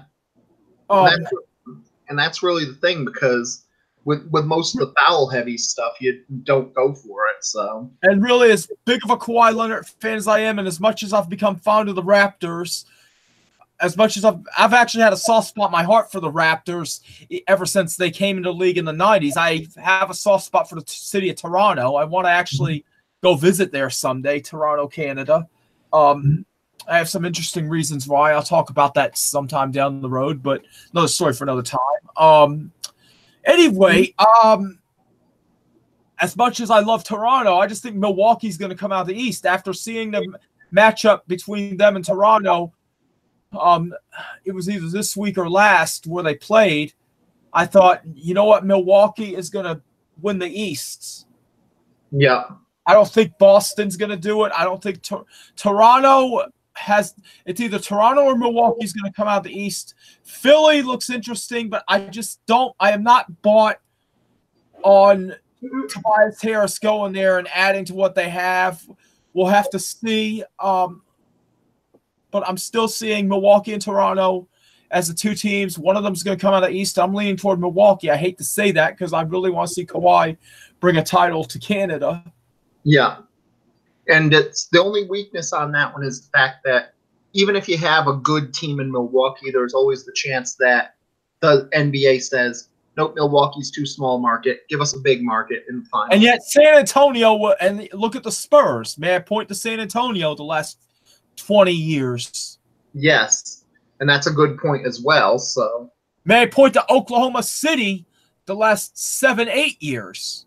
In defense there is the chance that David Stern said, okay, we promised you a contender because if you stole the team, so. Well, Oklahoma City, the Hornets played there during the time of Katrina, but they gave him back to just briefly, and eventually they saw that the market was hot in Oklahoma City. That's why they poached the Sonics. And I still wish that Seattle would get their team back. I mean, unfortunately, I hate to say it, but I mean, if they don't create a team, if they decide to poach a team, unfortunately, I think Orlando would be the team they poach. I'm thinking more than likely if they poach a team, all signs it looks like it would be the Hornets that they poach. So Charlotte? Yeah. They got him back. Yeah, but apparently Michael Jordan wouldn't let them go away from Charlotte. Well, I think that for the most part, Charlotte isn't really taking to the new Hornets. So why? Why do you think that is? Because they got a mediocre team? Yeah, mediocre team, and they just love the old Hornets more. So Funny thing is, like, Steph Curry was a free agent, I believe, after this offseason. And, Michael Jordan made the obligatory call. And I could just see it being, hey, I have to do this. And they both have a laugh because, Dell played there, was a legend there. And, they probably just had a little laugh. And Steph was like, nah, I like it here. Yeah. And that's probably how it would be because, really, Charlotte seems like the team where that's never going to be like it was in the 90s. So, yeah, and I mean, Golden State, everyone's thinking Golden State's going to split up. Yet Klay Thompson was saying he wants to keep the train going, and now everyone's having this major hard-on saying KD's going to go to the Knicks. I mean, and then everyone was getting on KD's nuts for saying to the media, grow up, and all the fucking ESPN and sports shows were talking about how, oh, you brought this on yourself going to Golden State. It's like, you know what? Fuck you. I say to them, fuck you, because they were trying to guilt trip Kevin Durant for having this attitude, and they were also guilt tripping him saying, oh, you wouldn't make this money if it wasn't for the media. I mean, you can't We bought your house, man. What? We bought your house, man. Yeah, pretty much that. Our taxes pay your salary. Yeah, they were pretty much like that. I get the references, but they were pretty much like that. But, Durant was like, shut up and grow up and let us play basketball. And, honestly, there's truth on both sides. I can see the media's point, but the other point is, we just need to let things happen and see where they go. I mean, we always had these controversies. Yeah. Even in the 90s, we had these controversies, but the social media wasn't how it was. Social media was not like this in the 90s. We had all these rumors. But, yeah, I mean, all I know is, like, I was watching the sports shows and, yeah, all their attitude about, oh, the media made you and you got to deal with this. No, he doesn't. I mean, I think it's a case of both sides need to just learn to get the fuck over themselves. Yeah. You know what? Kevin Durant should probably fuck it. Kevin Durant should just slug a reporter just once. Then they'll shut the fuck up. Honestly, that could work, except that I found that in Mass Effect, if you do that, that ends your career in an instant. So, Deion Sanders fucking assaulted Tim McCarver, and he still had a career going strong for many years afterward. Yeah, but it's Tim McCarver. Most fans would cheer you on for that. Man, so everyone talks about how, Kevin Durant's on social media and he cares too much. Let him be him. I mean, seriously. Yes. Was it shitty? Was it kind of shitty that he left OKC for Golden State? Yes. But I can also understand why he did. I mean, you play that season back, the first season back where he went to Golden State. Imagine in an alternate universe he stayed in OKC. They would have gone over the hump and won the title. Yeah. They would have. And that's really the big thing on it, where even with things like LeBron, it was like, I have to leave in order to win a championship. I can't win it because Cleveland won't give me any help. But with Durant, it was, you had them. You had them up 3-1 on the 73-9 Warriors. You had that series won, and you choose to go to the team that you beat on that one. Even if it's a question mark on it, once that happens, forevermore, Durant is a cock. There's no nice way to put it. Let's be fair. There were rumors about him going to Golden State in the offseason before all this. Of course, but once you have rumors about him going to Golden State before all this. Yeah, but even then, if you go up after you had that team beaten 2 minutes away from defeating them 4-1 in the West Finals on it, and you go to them, once that happens, Steph Curry, Klay Thompson, and Draymond Green can run a train on your woman forevermore, and you will just sit in that chair and you will like it, and you will sob and jerk off like the cuck you are. Jeez. Gillette, the best that men can be. Yes. Well, I was going to say, I mean, now what happens to KD's career if he goes to New York and brings a title? Honestly, that would be... Well, if you bring a title to New York, you're basically made forever, so... What if he goes home to D.C. and helps them out, even though that's probably slim to none where the franchise is going? Yeah. Or try to conversize. What if we just had Kyrie Irving apologize to LeBron, and now the rumor wagon's starting about, oh, Kyrie's going to join the Lakers. I know you're not happy about that. Honestly, it would be a question mark there, but at least the young players in Boston are good enough so that they can probably live without him. I agree. I agree 100%. The best point guard across the world, but we can probably go without him. I agree 100%. I was going to say, like, if Rozier is not starting for you guys, someone will give him a contract and make them the starting point guard somewhere. Yeah. I made that point before. And finishing up my point, we just had Kyrie apologizing to LeBron. Dare I ask this? What if KD decides, I want to go back to OKC? Imagine KD with Russell again and with PG-13. Holy shit. If that happened, then it would probably be like Cleveland with LeBron, where people would say, okay, all's forgiven. You got us a title. Do you for the rest of your life. And that basically was the difference when LeBron went to the Lakers, where it was like, okay, all we wanted from you was to give Cleveland one championship. You did that. Go be you. Yeah. I think, I mean, I don't know if they could afford Durant, but that would be interesting if it would be interesting if in the timeline, let's say we have Toronto and Golden State, or Milwaukee and Golden State, and Toronto or Milwaukee win, then that would lead to the storyline being Durant. Imagine Durant, talking to Westbrook, and off season he comes back to OKC. Yeah, very interesting. Well, I think that a big thing was that they didn't like each other, which was a big question, and eventually they had to choose Westbrook or Durant. So I don't think. Russ was averaging a triple-double. Mm-hmm. Russ is averaging a triple-double for the third straight year, and everyone's ignoring that. Yeah.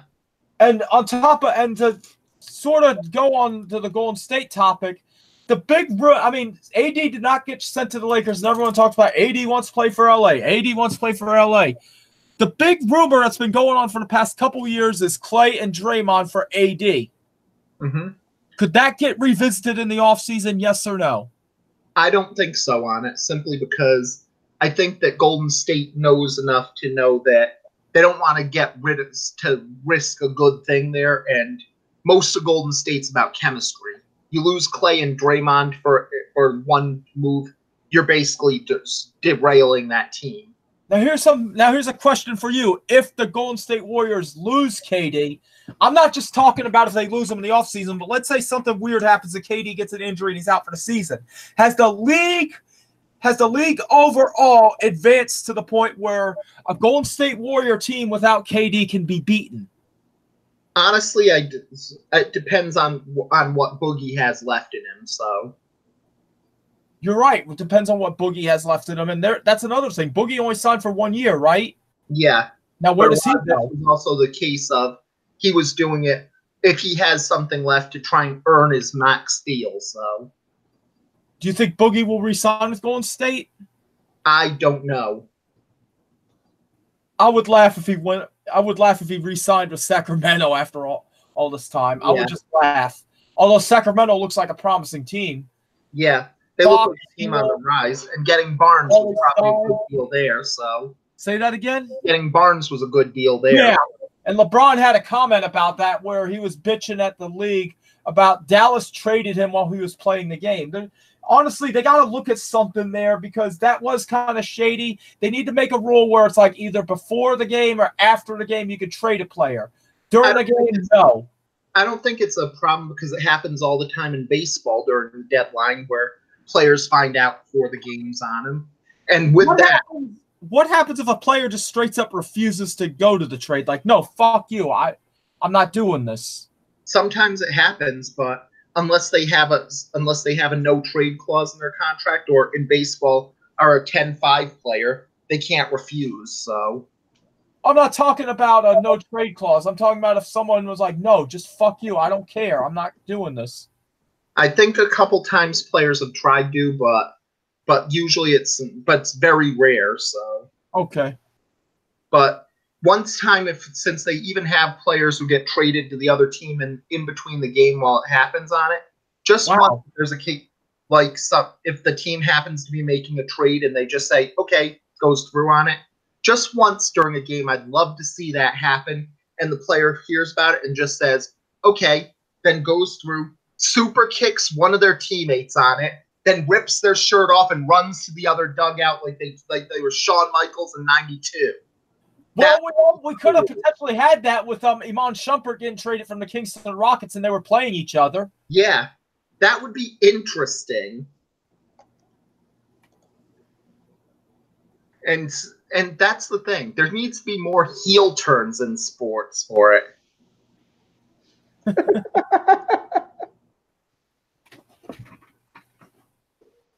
Heck, but really, that ties to the Durant thing. What was his but a heel turn, and it worked great. Yeah, I mean, it was a heel turn. I mean, he'd go back. If he went back to OKC, yeah, that would be like the mega face turn, like LeBron going back to Cleveland. Yeah. And when LeBron turned, he turned face again. And this time when he turned heel with the Lakers, nobody cared because we already had the big heel turn. No, I mean, I don't consider him going to the Lakers a heel turn. It's just kind of a, you did your thing, just go off and be you, like you said.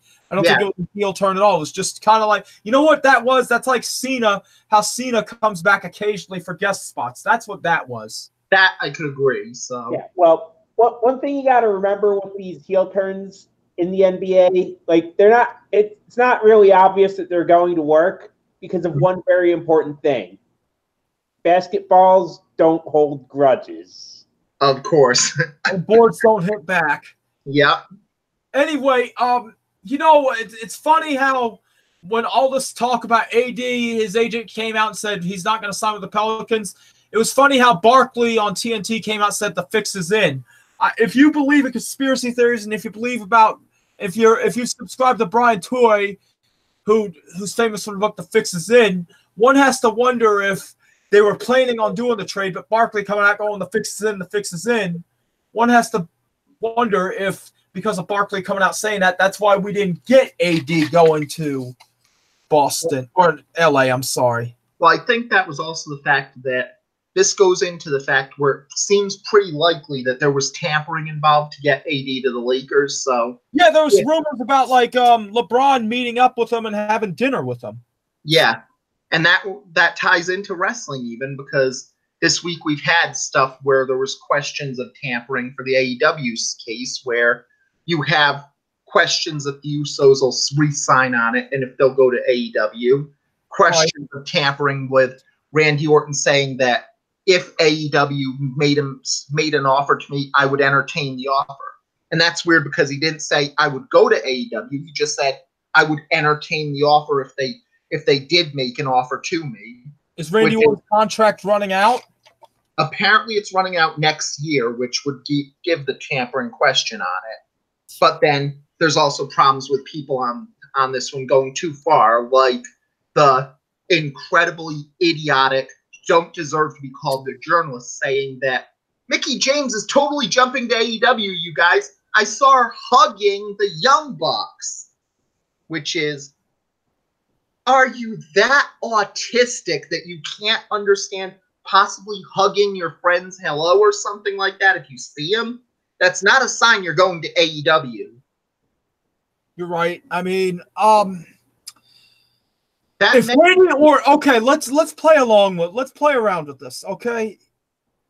If Randy Orton if hypothetically Randy Orton went to AEW, I want to see him do a complete and utter reinvention of himself.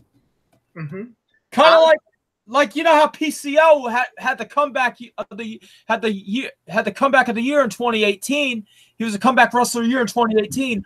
I want to see Orton redo it. I want to see Orton remake himself. Not exact like PCO. I'm not meaning it like that. Don't get twisted. But I would love to see Orton just completely reinvent himself into something different and unique if he went to AEW. Well, honestly, I think that if Orton were to go to AEW, he wouldn't need to be reinvented, because Orton and AEW would already be the antichrist to AEW fan base, so he wouldn't need that much of a difference. He'd already be public enemy number one to him, because he said he values psychology in wrestling. He doesn't think flips for the sake of flips are good on it. And I agree with him on that. Yeah. I mean, I love athleticism, but this is where, you know, I would stand side by side. Of course, and I think all of us would on this one, because the lost art of good psychology in wrestling is a problem, but that was one of my criticisms. Something. That was one of my criticisms about the Young Bucks. I said, look, they're athletic as hell, but they have no psychology at all in their matches. Their matches are incoherent.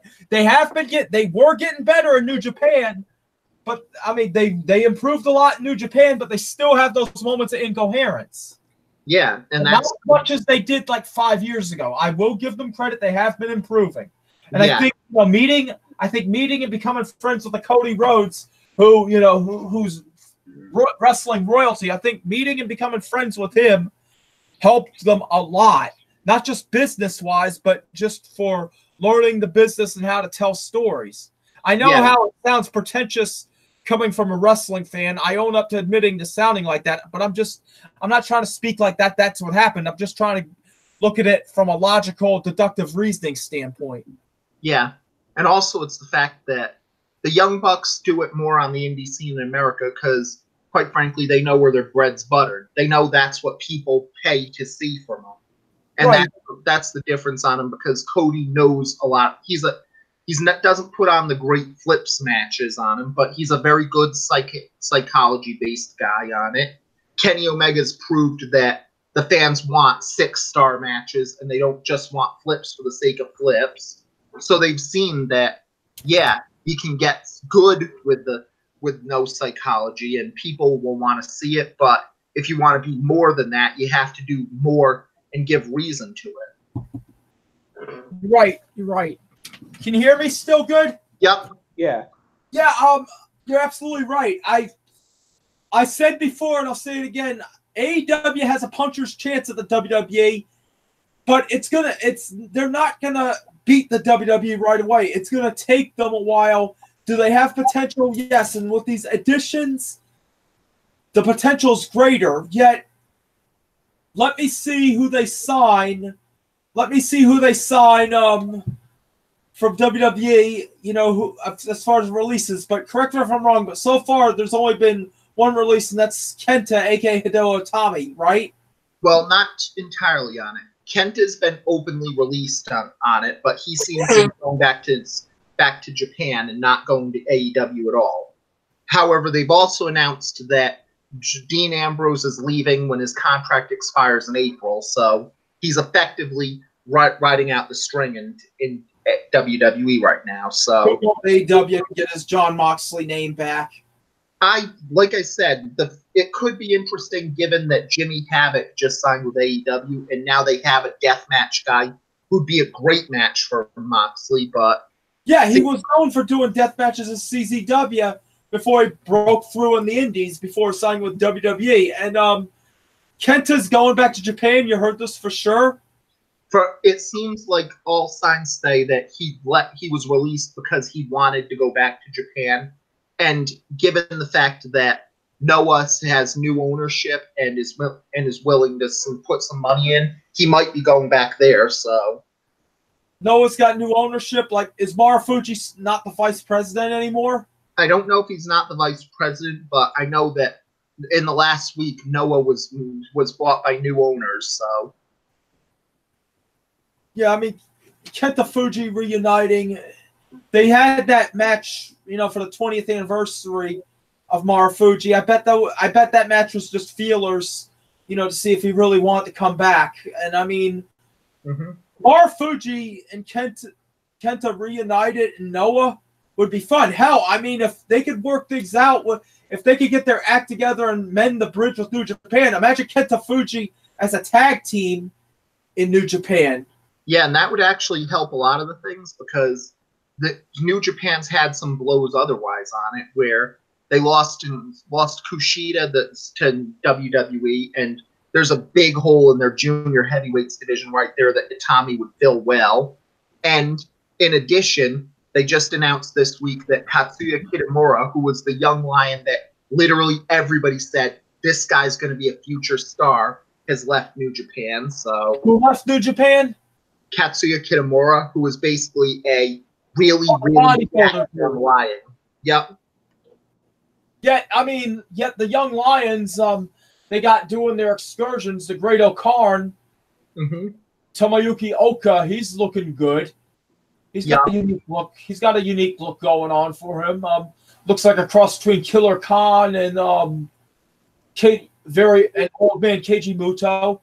Yeah. And got a Dragon Ball Z type look going on for him. Or not Dragon Ball Z, original Dragon Ball look going for him. He's doing well in Europe. You got that guy Kawado, who's making waves in AAA, or I don't know if it's AAA or CMLL. CMLL, because CMLL has a long-standing relationship with New Japan. So did Nakamura go to CMLL? Yeah, Nakamura, Naito. Pretty much, if New Japan sends a person to Mexico on excursion, they go to CMLL. Okay, fair enough. So I mean, they're doing well. But correct me if I'm wrong, but this guy Kitamura, he was actually old for a young lion, right? He was like in his... Yeah, he's pretty old, but at the same time, he had the jacked body where people knew Vince must desperately want this dude. Well, I mean, there have been wrestlers that start in Japan that started old, like Shuei Taniguchi, who's now known as Maybach Taniguchi, started old. Yeah. He has always been a solid hand for Noah. Yeah. And that's really the thing, because people realize that there's also a young version of the old for it. Like, it's common in boxing. It's more common there when you're a young 30 means that you spent 10 years in the joint, but still you don't have the same miles a 30-year-old would have on you. Right, exactly. So that also plays into it for older starts as well. Like, for instance, Batista in America started at age 30 on it, and he was in his 40s by the time he made it made it big. So yeah, I mean, he was a bodybuilder before that, and he took good care of himself. So it can happen. Yep. And going back to the regular one, we had Finn Balor versus Bobby Lashley, and Bitch boy Bobby! Bitch boy Bobby! Was that Lashley or wasn't it like against Leo Rush? Yeah, because Lashley had a microphone and said he wasn't gonna fight him this one, so he had Leo Rush instead. I mean, obviously Lashley's got to look out for himself. I mean, the man looks like money. The man smells like money. The man is money. Yes. And that one works for Leo Rush on this one, who apparently proved that he was money-tistic today on a live stream today, because sometimes you have to remember, fuck these people so hard for it. What did he do? What did Leo Rush do? He responded to an autistic fan on a live stream saying, yeah, money-tistic, so... What the fuck? What? Yes. So that's something that's probably put his foot back in mouth like he had with the Emma situation. Well, it could have been worse. He could have did a James Ellsworth. Yeah. And heck, he wasn't even the worst person in WWE of the week. That award goes to Lacey Evans for putting out a picture of her daughter in a nice Halloween costume of Monster High. And she gets to play Claudine on the show, the Wolf Girl on it. Oh shit, she put her daughter in blackface. Gee. Yes. That we've been seeing a lot of that lately. Yes. And that's one of the weaknesses where remember, kids, blackface is the I'm not a racist, but of makeup choices. It may not be racist per se, but after it happens, you're probably going to see something incredibly, incredibly fucking racist. Yeah. Yeah. Unfortunately. Mm-hmm. So there was some definite fuck yous to people on the WWE roster this week. So Lacey Evans Lacey Evans is now on the shit list, right? Possibly on this one, because with Lacey Evans, it's a question. Is she really, really good at playing a 1940s pinup girl? Or is she really, really racist? Just put her with Lars Sullivan. Team them up. Oh, good Lord. Mm-hmm. But yeah, one thing that sort of ties into all the New Japan stuff we were talking about, they actually had Kendo Kashin as a guest trainer at the Performance Center recently. Yeah. And he's a very underrated wrestler. I mean, I love his submission style. I mean, a lot of people hate on him, but he's a very good submission-based wrestler. And it had some where Finn Balor was saying it was full circle because he was his first trainer in the New Japan dojo as well. So they're talking. So Kashin was a guest trainer at New Japan dojo in Japan or in California. Trainer at New Japan dojo in Japan. So. Well, they have a New Japan dojo in California that Shibata's training people at. Yeah. Well, I think that Balor was allowed to go to the actual Japanese dojo, so. Right.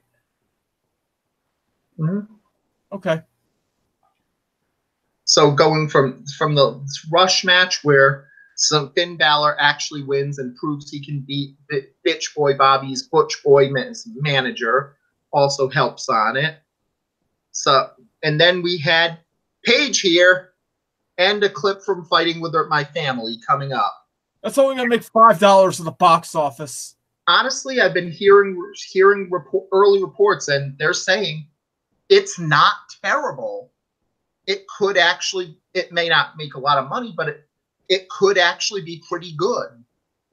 You don't say. Yeah. Yes. Early reports say it could be my second favorite Paige movie out there. Of course, I'm speaking of Santa's Little Helper. Well, that's what I was going to say. Will the movie go into detail about her other videos? I don't think so. So I think a lot of wrestlers like JTG were trying to play Xavier Woods. So. Mm-hmm. And from there, you had a moment of bliss with EC3, and this got Bliss excited because EC3 actually showed something on it. She tried to ask Raw or SmackDown, and then Nia Jackson interrupt for no apparent reason. And then Nia says she entered the Royal Rumble, they qualified for the Elimination Chamber, and she might fill in for Becky Lynch at WrestleMania next. Boo! And then Dean Ambrose shows up to say that Nia Jax has a huge crush on him. He basically acted. You know how I was saying that Burn It Down promo he did where he's throwing away his Shield gear reminded me of early Jon Moxley? Well, how he was acting in that interview reminded me of the Jon Moxley promos he did where he was trying to be funny. Yeah. So he's kind of. So the story is that he's wanting to leave WWE because he doesn't like what creative's done with him, and he's doing these little subtle I think what he did tonight with the interview and everything that reminded me of like when he was Jon Moxley. He would be when he'd be serious with that Burn It Down promo he did toward Rollins, but this week he reminded me of Jon Moxley when Moxley would do comedy. So it's like it's kind of like a little hint there. Yeah, and it does say that he doesn't have a problem with comedy as much as corny shit.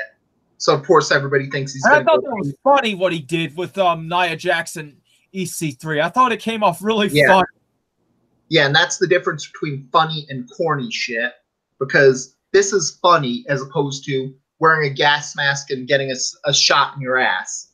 Vince was amused. Yeah. But this is funny instead of corny shit, which he doesn't want to do. So naturally, everybody's expecting to go to AEW and wrestle Joey Ryan. Jeez. Joey Ryan signed with AEW in Impact Wrestling with all the other Ohio guys. Ohio. Yeah, he would fit in with OVE. He would. Yeah. I mean, they're like the Team 10. He would be the perfect Logan Paul to them. Yeah.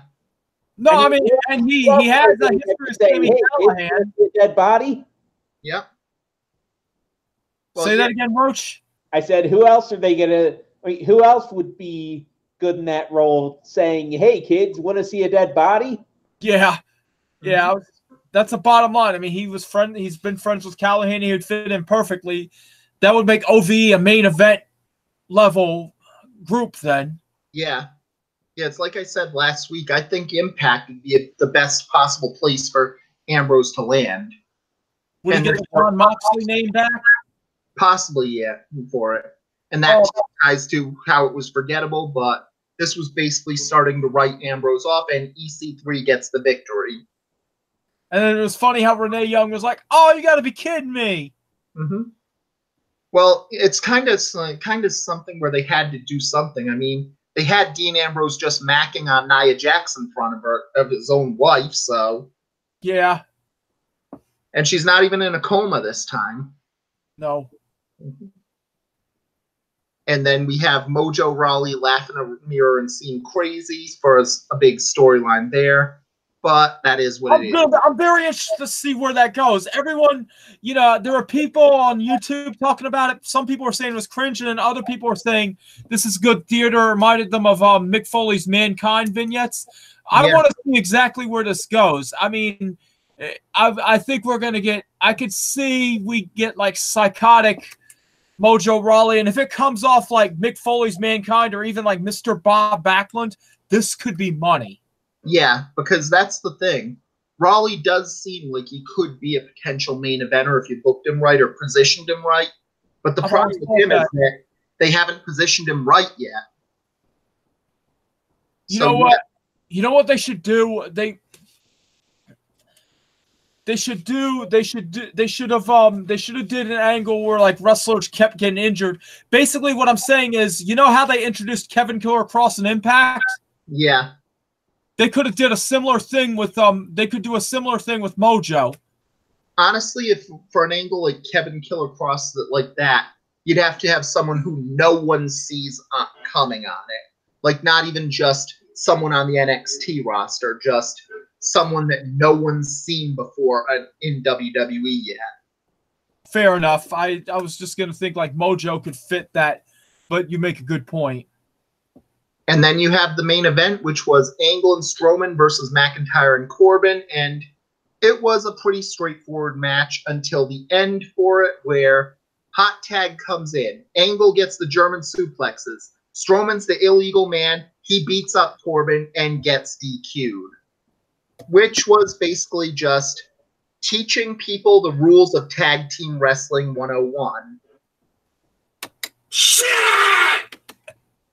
And that actually was a big deal on this one because this week the Revival were on there telling people what the rules of tag team wrestling have been, and they did tell people that you get one free attack on the other one, and if the illegal man comes in and gets beaten up on this one, they get a DQ for it, which is pretty helpful because they're actually saying yes, you get one save in a match and that's it.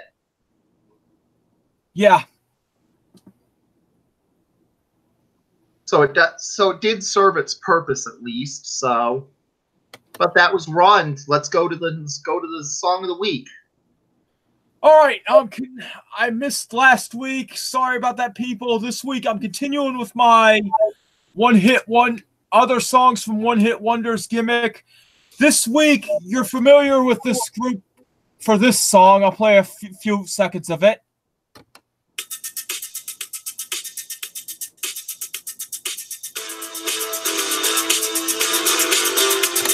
You're familiar with that group, the Human League, for their song "Don't You Want Me." However, 7 years later, they came out with a song that was a minor hit that people forgot about, but is actually pretty good. The song of the week is the Human League, and the song of the week is from the group the Human League, and the song that we're gonna play from this one-hit wonder is called "Heart Like a Wheel."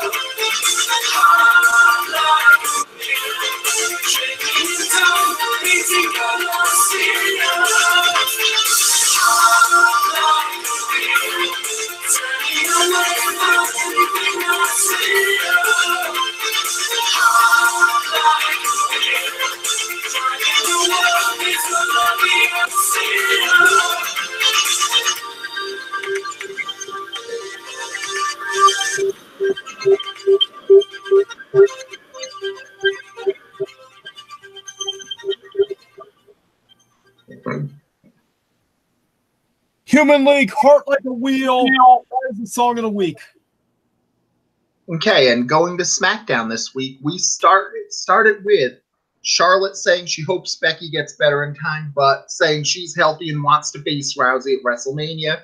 So Becky comes through the crowd and says the fan better have a ticket and can't steal Roman Reigns' entrance. And Charlotte starts to mock Becky's limp, and then Becky is told to go out and see the doctor, but then gets told by Charlotte to get out and says she doesn't trust anyone, but Triple H says get cleared and go to WrestleMania. And once again, this clip, sorry. Go ahead. I was going to say, once again, this clip makes Triple H look like a beating post for the so-called women's revolution. Yeah. But it is what it is. Stupid with Ronda Rousey and it's stupid with Becky Lynch. We built Triple H all this time to be a superhero, or not a superhero, a supervillain, basically God to the WWE universe. And now, for 2 straight years, we've had him be the whipping post for Ronda Rousey and now the whipping post for Becky Lynch. What do I say about that? Here's what I say about that. Well, honestly, I'll give it a credit on this one, where Triple H was the whipping post for Rousey, whipping post for Lynch, and he was always hiding behind China on this one. Maybe we just never realized that Triple H's weak spot is he isn't good against facing women. Well, I mean, he had all his success post China, though. I mean, he didn't become Triple. I mean, he did. He was Triple H and DX with China, but he didn't become the Game until after China. So yeah, but he never fought China after becoming the Game either. So fair enough. So this actually had benefits where Triple H said she didn't want to go to the doctors. The knee was fine, and she'll be stuck in a match with Rousey and exposed as a fraud. Becky keeps going with the "Yes, Queen, slay" attack and leaves through the crowd. And this is weird because they're starting to get inside both Charlotte and Becky that they might be scared of losing, even with Rousey in a bit, and that's a little bit more interesting for it. Now, did a report come out that showed the ratings showed that Becky Lynch wasn't as much of a draw as people want to believe that she is? Well, and that's kind of weird on this one because this week's episode of SmackDown had really poorly against the State of the Union, which I kind of expected because most of the fans of wrestling really do love that orange-haired person who just shows up and talks smack to everyone they dislike. So yeah, I mean, he pretty much did, like, it's, you know, Triple H was known for 20-minute promos. This guy did an hour-plus promo. Yeah. Yeah, so there was that as well. And it is a problem because they are saying that Becky isn't a draw, and people don't want to hear it because it goes back to the Smarks are too far up their own ass problem, where they don't realize that what they like may not necessarily be what this casual fan would like. Can Smarks be considered the overindulged, spoiled brats of wrestling fans? Partially in a lot of cases, but it's also a case where they just think that it's mostly how Smarks would basically be the New England Patriots fans of pro wrestling, because they basically have had so much problems and never got anything they wanted for so long that now when they have an embarrassment of riches and get everything they want, they truly don't realize that they're getting everything they want, and they want more and more. Speaking of getting everything they want, if you going back to the NBA, that basically the Lakers are trying to give the Pelicans that, and they still couldn't get AD. Yeah. And I mean, on top of that, I mean, going on to Smarks, remember the Smurfs cartoon? Remember how Brady Smurf would go on these tangents, and then it would end with him, you'd cut to like a scene in the woods, and he'd get thrown right on his head? Mm-hmm. Every time we see these Smarks bitch and moan, I just picture that, and I want somebody to do that to them. Yeah. Yes, Papa Meltzer said this match was 7 stars, and Papa Meltzer is always right. Exactly. Let's wait, because Papa Meltzer can never be wrong, and even if he doxes an abuse shelter to get back at someone who said mean things about Michael Elgin, he's right. I know I can come off as smarkish to a degree, but these guys take it on a new level. Yeah. And that's honestly the problem, where sometimes smarks need to be called out on their bullshit. Yes. I mean, there's smarks in it. I mean, it's not just in wrestling, and every fucking walk of life in general has its version of smarks, and they all need either one or two things. They all need to either get the shit kicked out of them hard, or they need to get their shit called out on them. If calling them out on their shit doesn't work, then beat the ever-living fuck out of them. Yeah. And that's really the problem. You can let me all you want on that, Tommy, but that's... Nope, I agree with you there, so... And that's really the problem on this one, because a lot of the hardcore fans' weakness is that they don't realize that a lot of the stuff they're doing is turning off these casual fans. They'll lead us to a boom period. And many of them do realize it, and that's what their intention is. Right. Because they'd rather break the toy than have anyone else play with it, too. Exactly. And that's really the problem, where there is an audience of one with Vince McMahon, but secretly a lot of fans would be the same way and just do it. I want my toy. I'm playing with it my way. And if anyone else wants it, I'll break it. Yep. So then from there, we go to another match where we get benefits as the Good Brothers take on the team of Shinsuke Nakamura and Rusev, showing the fallout of being pinned by R-Truth, and that making a team ally out of, you injured my wife. Just kidding. You're a good guy. Let's be a tag team. Yeah, it would just seem bizarre how we went from in that level. Well, that's two faces, if you count Raw.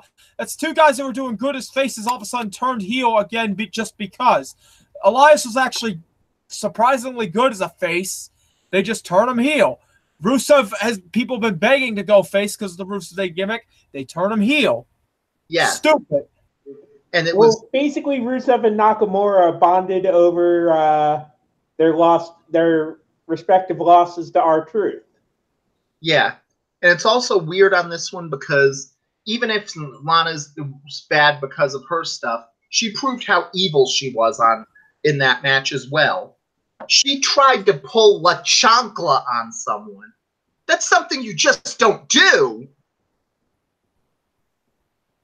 Yeah. La Chancla? Yes. Any Hispanic person would know the problem of getting hit with La Chancla.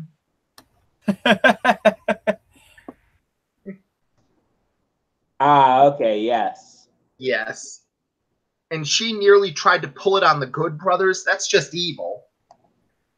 How evil is it? About as evil as, well, insert your latest Dave Meltzer post here for it, so. Oh.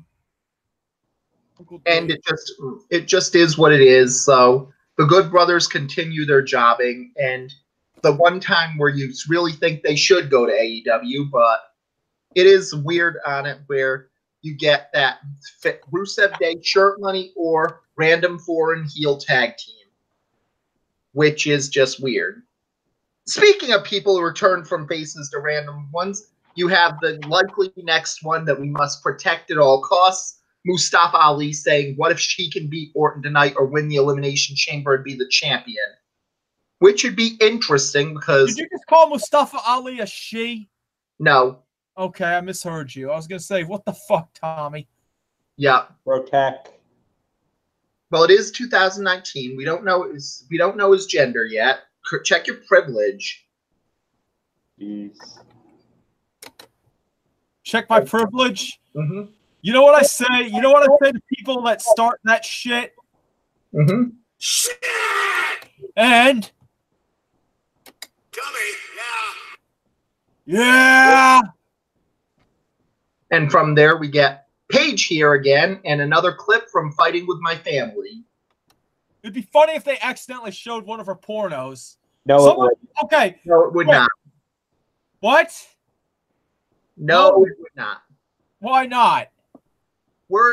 This is one of the benefits of the modern era, where even if fans can kind of be creepy, it's a plus where they have one of the top women in the company end up with sex tapes leaked of them, and by and large the fans say, no, we don't want this. This is not what we want anymore. Well, it would be funny just if someone that worked in the back for the WWE did the prank and played that instead of the Page movie. I mean, sure, They would be fired. They would be blackballed. They would probably be get their asses kicked. Yes. We remind you that freaked out by this. She nearly considered suicide, and we cannot, and we are definitely against them going for these ones. Okay, so. That's okay. Point well taken. I take back what I just said for the last couple minutes. Yes. Gillette, the best that men can be. I deserve that Gillette. That Gillette this time. That was a screw up. You're absolutely right, because I forgot about the ass hat that fucking did that to that girl. Is there any more news on her? Is she okay? Which one? The girl from UK that got her nudes taken. She was having a nervous breakdown, thinking about retiring from wrestling. Is there any more news? Like, is she okay? Well, the one positive there is that it happened before NXT UK, and she did appear at NXT UK Takeover. She did win the NXT UK Women's Championship, and she's back on social media. So okay, great. So there is the positives there. Cool. Plus, it was a benefit where she did out the person who did it to her. So right, they can get that guy. Right. Mm-hmm. Okay. Cool. Yep. Meanwhile, the Usos are ready to win the tag team titles, and next week they'll be on McMiz TV. I hope that they don't turn the Miz on Shane or Shane on Miz during that match. Yeah. Honestly, I like them as a team. Don't fucking do what almost seems painfully obvious, that they're going to use this match to turn probably the Miz heel and set up a Shane versus Miz with the dads in the corner, which I have a bad feeling that's what we're going to get at WrestleMania. Yeah. And honestly, it's weird on this one because Miz and Shane seem to click well, and now you have something there. Right, that's what I'm saying. The Usos have said they are in the "Are they going to AEW's thing of the week?" where they've said that they may not be ready to re-sign yet. So where's the contract? What does the contract look like? I think they said their contract's expiring soon, and they haven't officially re-signed yet. So, and that where's their contract? Say that again. Their contract expires this year, and they haven't re-signed yet. So, are the Tongans in New Japan of the same tree as the Usos and Roman? Well, no. It's weird on those mostly island performers because they aren't in the same family per se by blood, but pretty much every wrestler from the islands considers each other cousins anyway. So they would probably Joe. Yeah, but I think that even some of them are saying, "Yeah, let's throw Samoa Joe in the family too." So yeah, I remember when Sonny Siaki was around. One thing that was mentioned about him specifically on Wikipedia was that he was like one of the few Samoans in wrestling who wasn't related to the Anoa'i family. Right. Yeah, and even then with it, the Tongans in Bullet Club are related to Haku, but most of the Anoa'i family do consider Haku a member of the family, so they aren't blood relatives, but they're kind of in the family anyway. Yes, and also one of the Tongans in New Japan was Camacho in WWE, which which sort of ties into what we've been talking about. Yeah, and it does help on this one because I think the only member who is not connected to them is Bad Luck Fale, but I'm sure that the Tongans in New Japan would consider him family too, so it's equaled out there. Yes. Mm-hmm. Well, I think he's actually Tama Tonga's cousin, and like they'd like been separated for a long time, and they wound up coming back together in New Japan or something. It's possible, but at least I know that Tama Tonga and Camacho Tongaloa are brothers, and so are they with Hikuleo, who's also one of their brothers. So it may be a cousin one, but it may just be more of this. All the wrestlers from the islands consider themselves family. So right. Fair enough. And then you go to Randy Orton versus Mustafa Ali, with Ali getting the jobber entrance. And this was, on the plus side, this was an old school viewpoint on it, where Randy Orton always does so well against high flyers because of it. And this ending was awesome. Yeah, and that's really the plus of it, because Orton always looks good when he's turning a cool high flying move into the RKO. And this Here's a question for you about Randy Orton. We were talking about how he loves psychology and everything. Mm-hmm. Imagine him in about 5 years being a teacher for NXT, teaching wrestlers about ring psychology. He'd be great at it. Yeah, that would be very good on him. So, heck, he could probably teach the kids how to take care of their bodies, since his father had such a problem with his broken arm. So, yep. He did a good tribute to his father doing the superplex in that match, too. Yeah. Now, what you need to do is work the ankle before you lock in the ankle lock.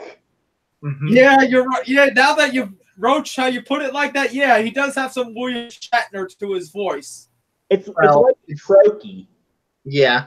Well, that's another part of the psychology, because Orton was one of the adopters of the I talk slow and use big words heel that Chris Jericho formed in 2008. So yeah, I was about to say Jericho did that, and he did a damn good job with that.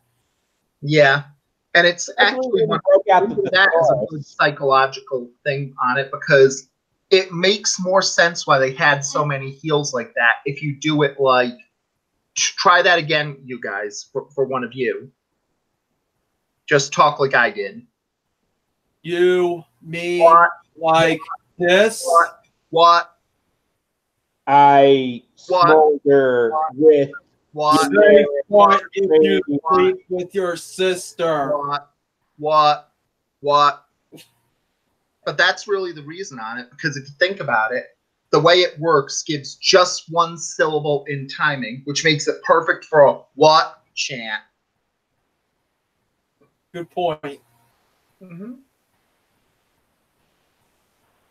But yeah, that was a good match. Next up on the show, we had some more replays. Joe choked Orton out, and Joe left as Daniel Bryan and Rowan come for a stare down, and we get more pluses of Bryan and Rowan continuing with their act as the evil Democratic environmentalists. When Daniel Bryan right now, how he's acting is pretty much what an environmental heel would have been like in Memphis wrestling in the 70s and 80s. He's just knocking it out of the park. We were all worried about this heel turn, and I remember you, Tommy, talking about how you just weren't buying into it, but you gotta admit, he's doing a damn good job at this heel turn, and I was concerned about it too, but I stand corrected. He's just knocking it out of the park with this. Well, I agree, and that's because, honestly, the fact that I didn't buy into the heel turn in the beginning and I didn't care when he turned heel makes me think it's good, because I know I'm one of the people he's talking about. And that's one of the things. Exactly.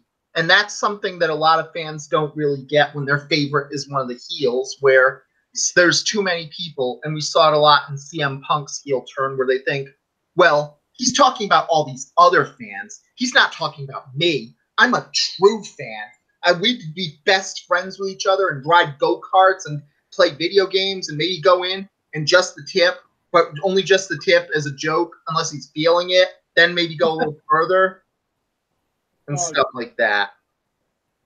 And that's the difference on it, where sometimes for a heel, you've got to realize they're talking about you too. And that really helps on it, where a lot of the things politically I would agree with on it, but I know that, yes, I'm one of the people he'd be talking about. Will the WWE sell those kind of belts? It would be interesting if they did on those ones, because... If they do, I would like to buy one. Yeah. Honestly, it's a problem on this one, because you have to get all that wood that was gotten from reclaimed trees, all those natural stones for it, and you'd have to get enough hemp in order to make the belt. So Like many people claimed, even though that belt would theoretically be cheaper, it probably cost more than the new women's tag belts because no one had tried making a belt out of hemp yet. Right. Well, they did, but they wound up smoking it. Yeah. Yeah.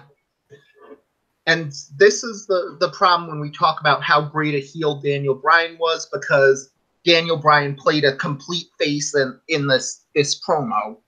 In defense, it was in Everett, Washington this week, so he knew no way he's getting booed there. Yeah.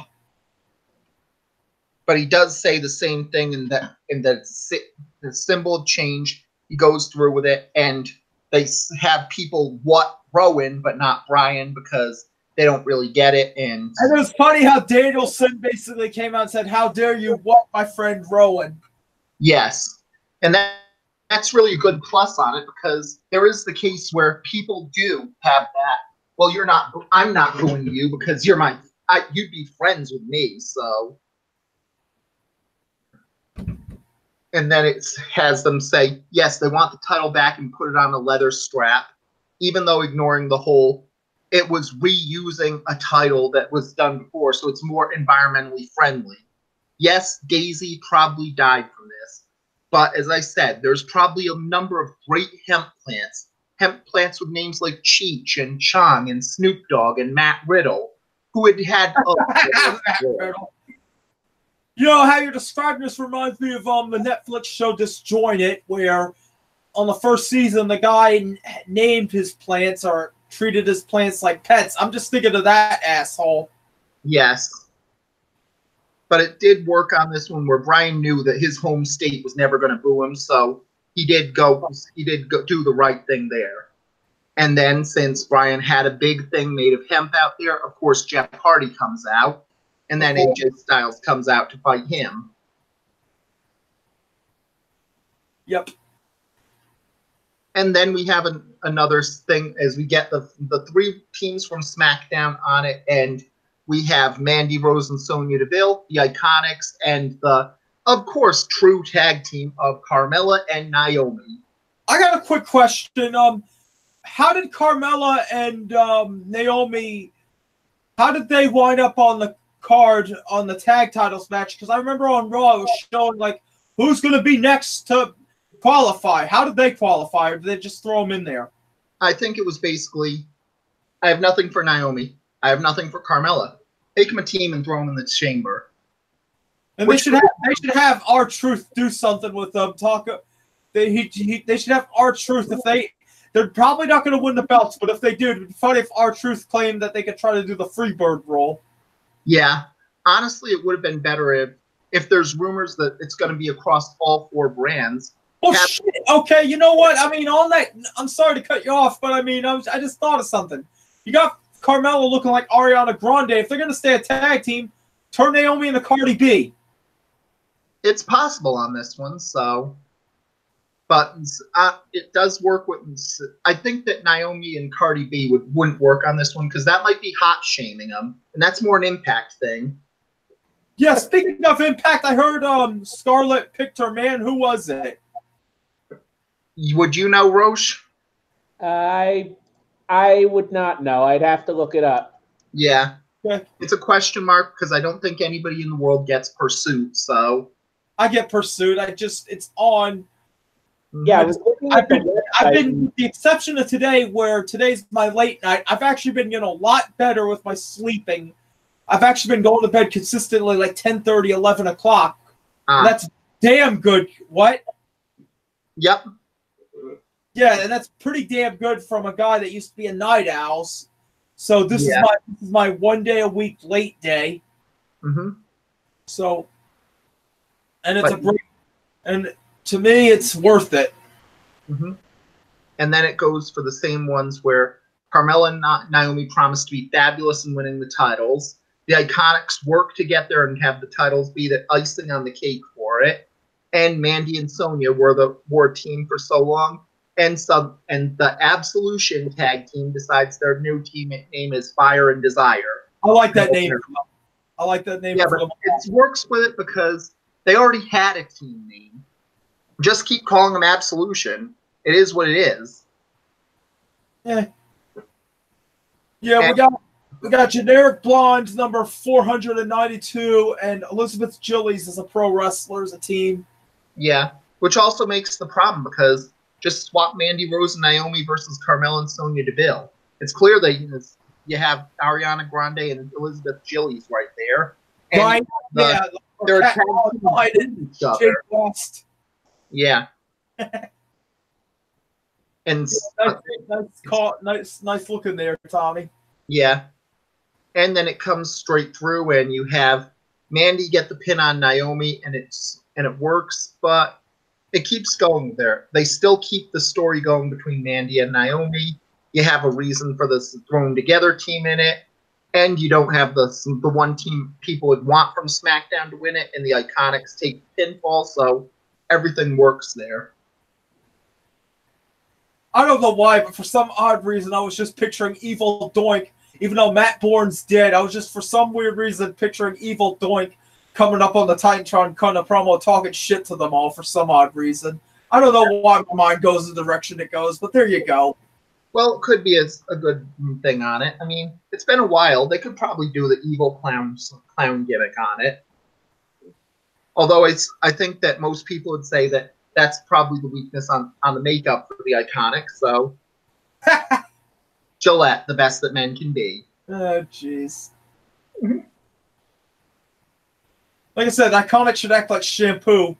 The girl punk pop band Shampoo from England, even though they're Aussie chicks. Well, just have them act like the Veronicas then. What is it with Aussie chicks and being insanely cute? Emma was cute, and the two Aussie chicks, for as much shit as I talk about them, they're kind of cute too. Yeah. Well, that's one of the things where at least wrestling is finally caught on that Australia was an incredible red clay thing of women who are incredibly good in the ring and are absolutely gorgeous. So, like I had said to people like Mikhail that one character, and I'm pretty sure you guys would know exactly which character, was exactly Billie Kay in Viewpoints of the WoW wrestlers. And you both know exactly which one I'd be talking about there and how much of a compliment that would be. Yep. Mm-hmm.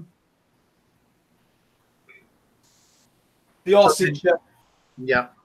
And then you have Zelina Vega and calling Rey Mysterio Myth of the Past to keep going with the coming up next on stage. Put your hands together for Ade versus Mysterio feud. She just needs to shut the fuck up. Mm-hmm. I mean, fuck you. Mysterio can still go, you know. I don't think she's saying chacarone. No, but that's what she sounds like. It sounds like she's like, hey, Mysterio too old. The talent match was Scarlett Bordeaux herself. Which means that she's going to be stepping inside the ring. Mm-hmm. Who's Scarlett Bordeaux's guy? Herself. Oh, for fuck's sake. Mm-hmm. I'd rather, you know what? Fuck it. You know what? Somehow get the Trailer Park Boys, get the Green Bastard, get Bubbles as the Green Bastard to show up and harass Scarlett Bordeaux. Why are you hot shaming her? We don't need a 10 to hear about from a 5, so. Oh, I think the Green Bastard kicks some ass. Holy shit, Mickey. Holy shit, Julie, for fuck's sake. Mm-hmm. I can actually do Bubbles' voice well. Yes. Whenever I think of the Green Bastard, I wind up thinking of like the whole Green Man thing from It's Always Sunny in Philadelphia. The Green Bastard is coming to Impact to kick some ass. Mm-hmm. Oh, for fuck's sake. Mm-hmm. Okay, enough of that.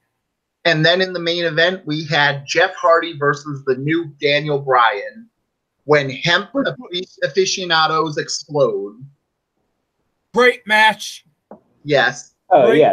All-around match. I loved the ending to it, and I loved how they called the yes lock the LaBelle lock again, and it was interesting how Jeff Hardy had the match won, and then Rowan tossed him out, and then that led to chaos. And then in the end, Daniel Bryan, aka Bryan Danielson, once again showing how he's acting exactly like an environmentalist heel would act in Memphis, doing your typical loudmouth, bitching and complaining promo at the end of the show, which was funny. It just screams old Memphis heel. Like I said, once again, he is knocking it out of the park.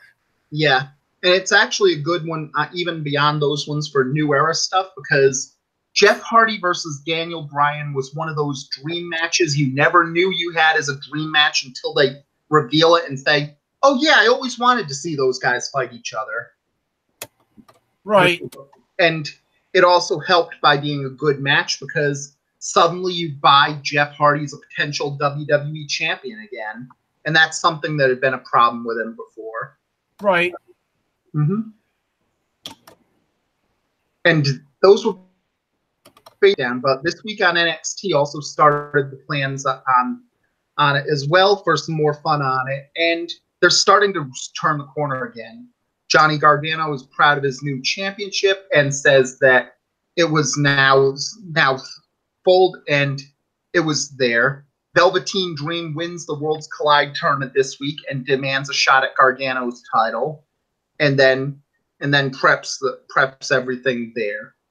Then you had Jackson Riker, or the artist formerly known as Gunner, though hopefully we can forget it, squashing Mansoor, or the guy who was really charismatic at the tryouts in the progressive country of Saudi Arabia. Progressive country. Yeah. Yeah. Per the you remember that running gag? Yes. And apparently they're doing another. The next show that there is in May. So. Yeah. Oh damn! What's it going to be called?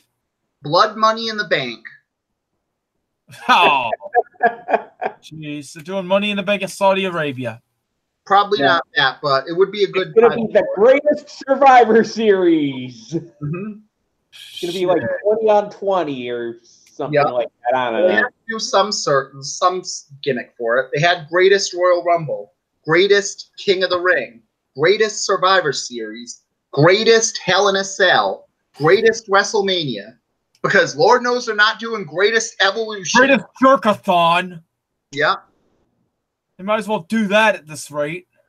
Yeah. And then we had, but in defense, Mansoor is a good benefit on it. He did show some charisma and could have some potential. And it's just nice to see Cole Quinn finally get past the NXT blackballing and finally make his debut there. Right. They gave all the big push to the Buzz, but they never gave Cole Quinn his shot in NXT, so. Right. And then you have the bigger surprise on this one where you have Drew Gulak versus Eric Bugenhagen, who gets huge reactions as he plays the air guitar, throws out a guitar pick, and they just get so big on this random jobber for Drew Gulak's match. And so this time's trying to be like early 90s Van Hammer? Basically. Only it got so over in NXT, they gave the guy an encore on the tapings to just come back out to his entrance and do it again. So he was on NXT and 205 Live? No, Drew Gulak's on NXT and 205 Live, so. What's this guy's name that Gulak beat? Eric Bugenhagen.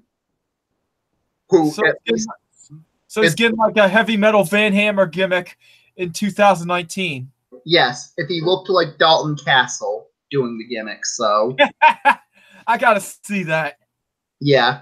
And it does just that, probably put him on people to watch in NXT for 2019. So that's a Bugenhagen did that. Bugenhagen did his entrance last week and jobbed, and this week he did his entrance again and jobbed? He did his entrance and jobbed this match, but he got so over for it, they gave the guy an encore on the tapings to let him just do his entrance again. Nice. Yes. I gotta see this. Mm-hmm. And then from there you built to another match of Drew Gulak versus Matt Riddle, and that was a little bit bigger for fans on it, and that was a pretty good match, including them doing the catch points handshake. So that's on the plus side, that's a good benefit that it gets a chance that we see catch point in NXT. On the weakness, that means that, oh crap, we're going to get a push for that Gamergate Creep Show TJP. Oh, what's he doing these days? I know he's still on NXT or 205, but he's been lost in the shuffle. Yes. Yeah, just basically being in the shuffle, jobbing, and reading fan fiction about himself hooking up with his coworkers. Yeah, that Reddit fan fiction that came out with him was kind of disturbing. Yes. And then in the person that wrote that probably was on like 15 kinds of drugs. Yes. Well, that's pretty much most fan fiction, so. Yeah, that and Rule 34 too. Yeah. And then we have the main event as we have Bianca Belair and the Sky Pirates taking on Shayna Baszler, Jessica, and Mary as in this one. And you see two of the tag teams on NXT, both of whom had a better case of being in the tag chamber than Carmella and Naomi did. And it was a pretty good matchup. And you had Shirai get the moonsault and pin the champion in Baszler, and is what it is. Right. Mm-hmm. But then you have the end where Belair not happy she didn't get the pin, but it's going to be a good benefit. Only weakness is that the fans ripped on Duke and Shafir in this match, so that's going to be a question mark. They're just good enough to be good, but have potential, but they're not good enough for NXT yet. So naturally, they're going to get called up after WrestleMania. Oh boy! But really, this was all the stuff that happened in wrestling, WWE, NXT, AEW, and the NBA this week. So until next week, I'm Thomas S.K. Green. With me, as always, is John Roche and Joey the Caveman. Late. See you later.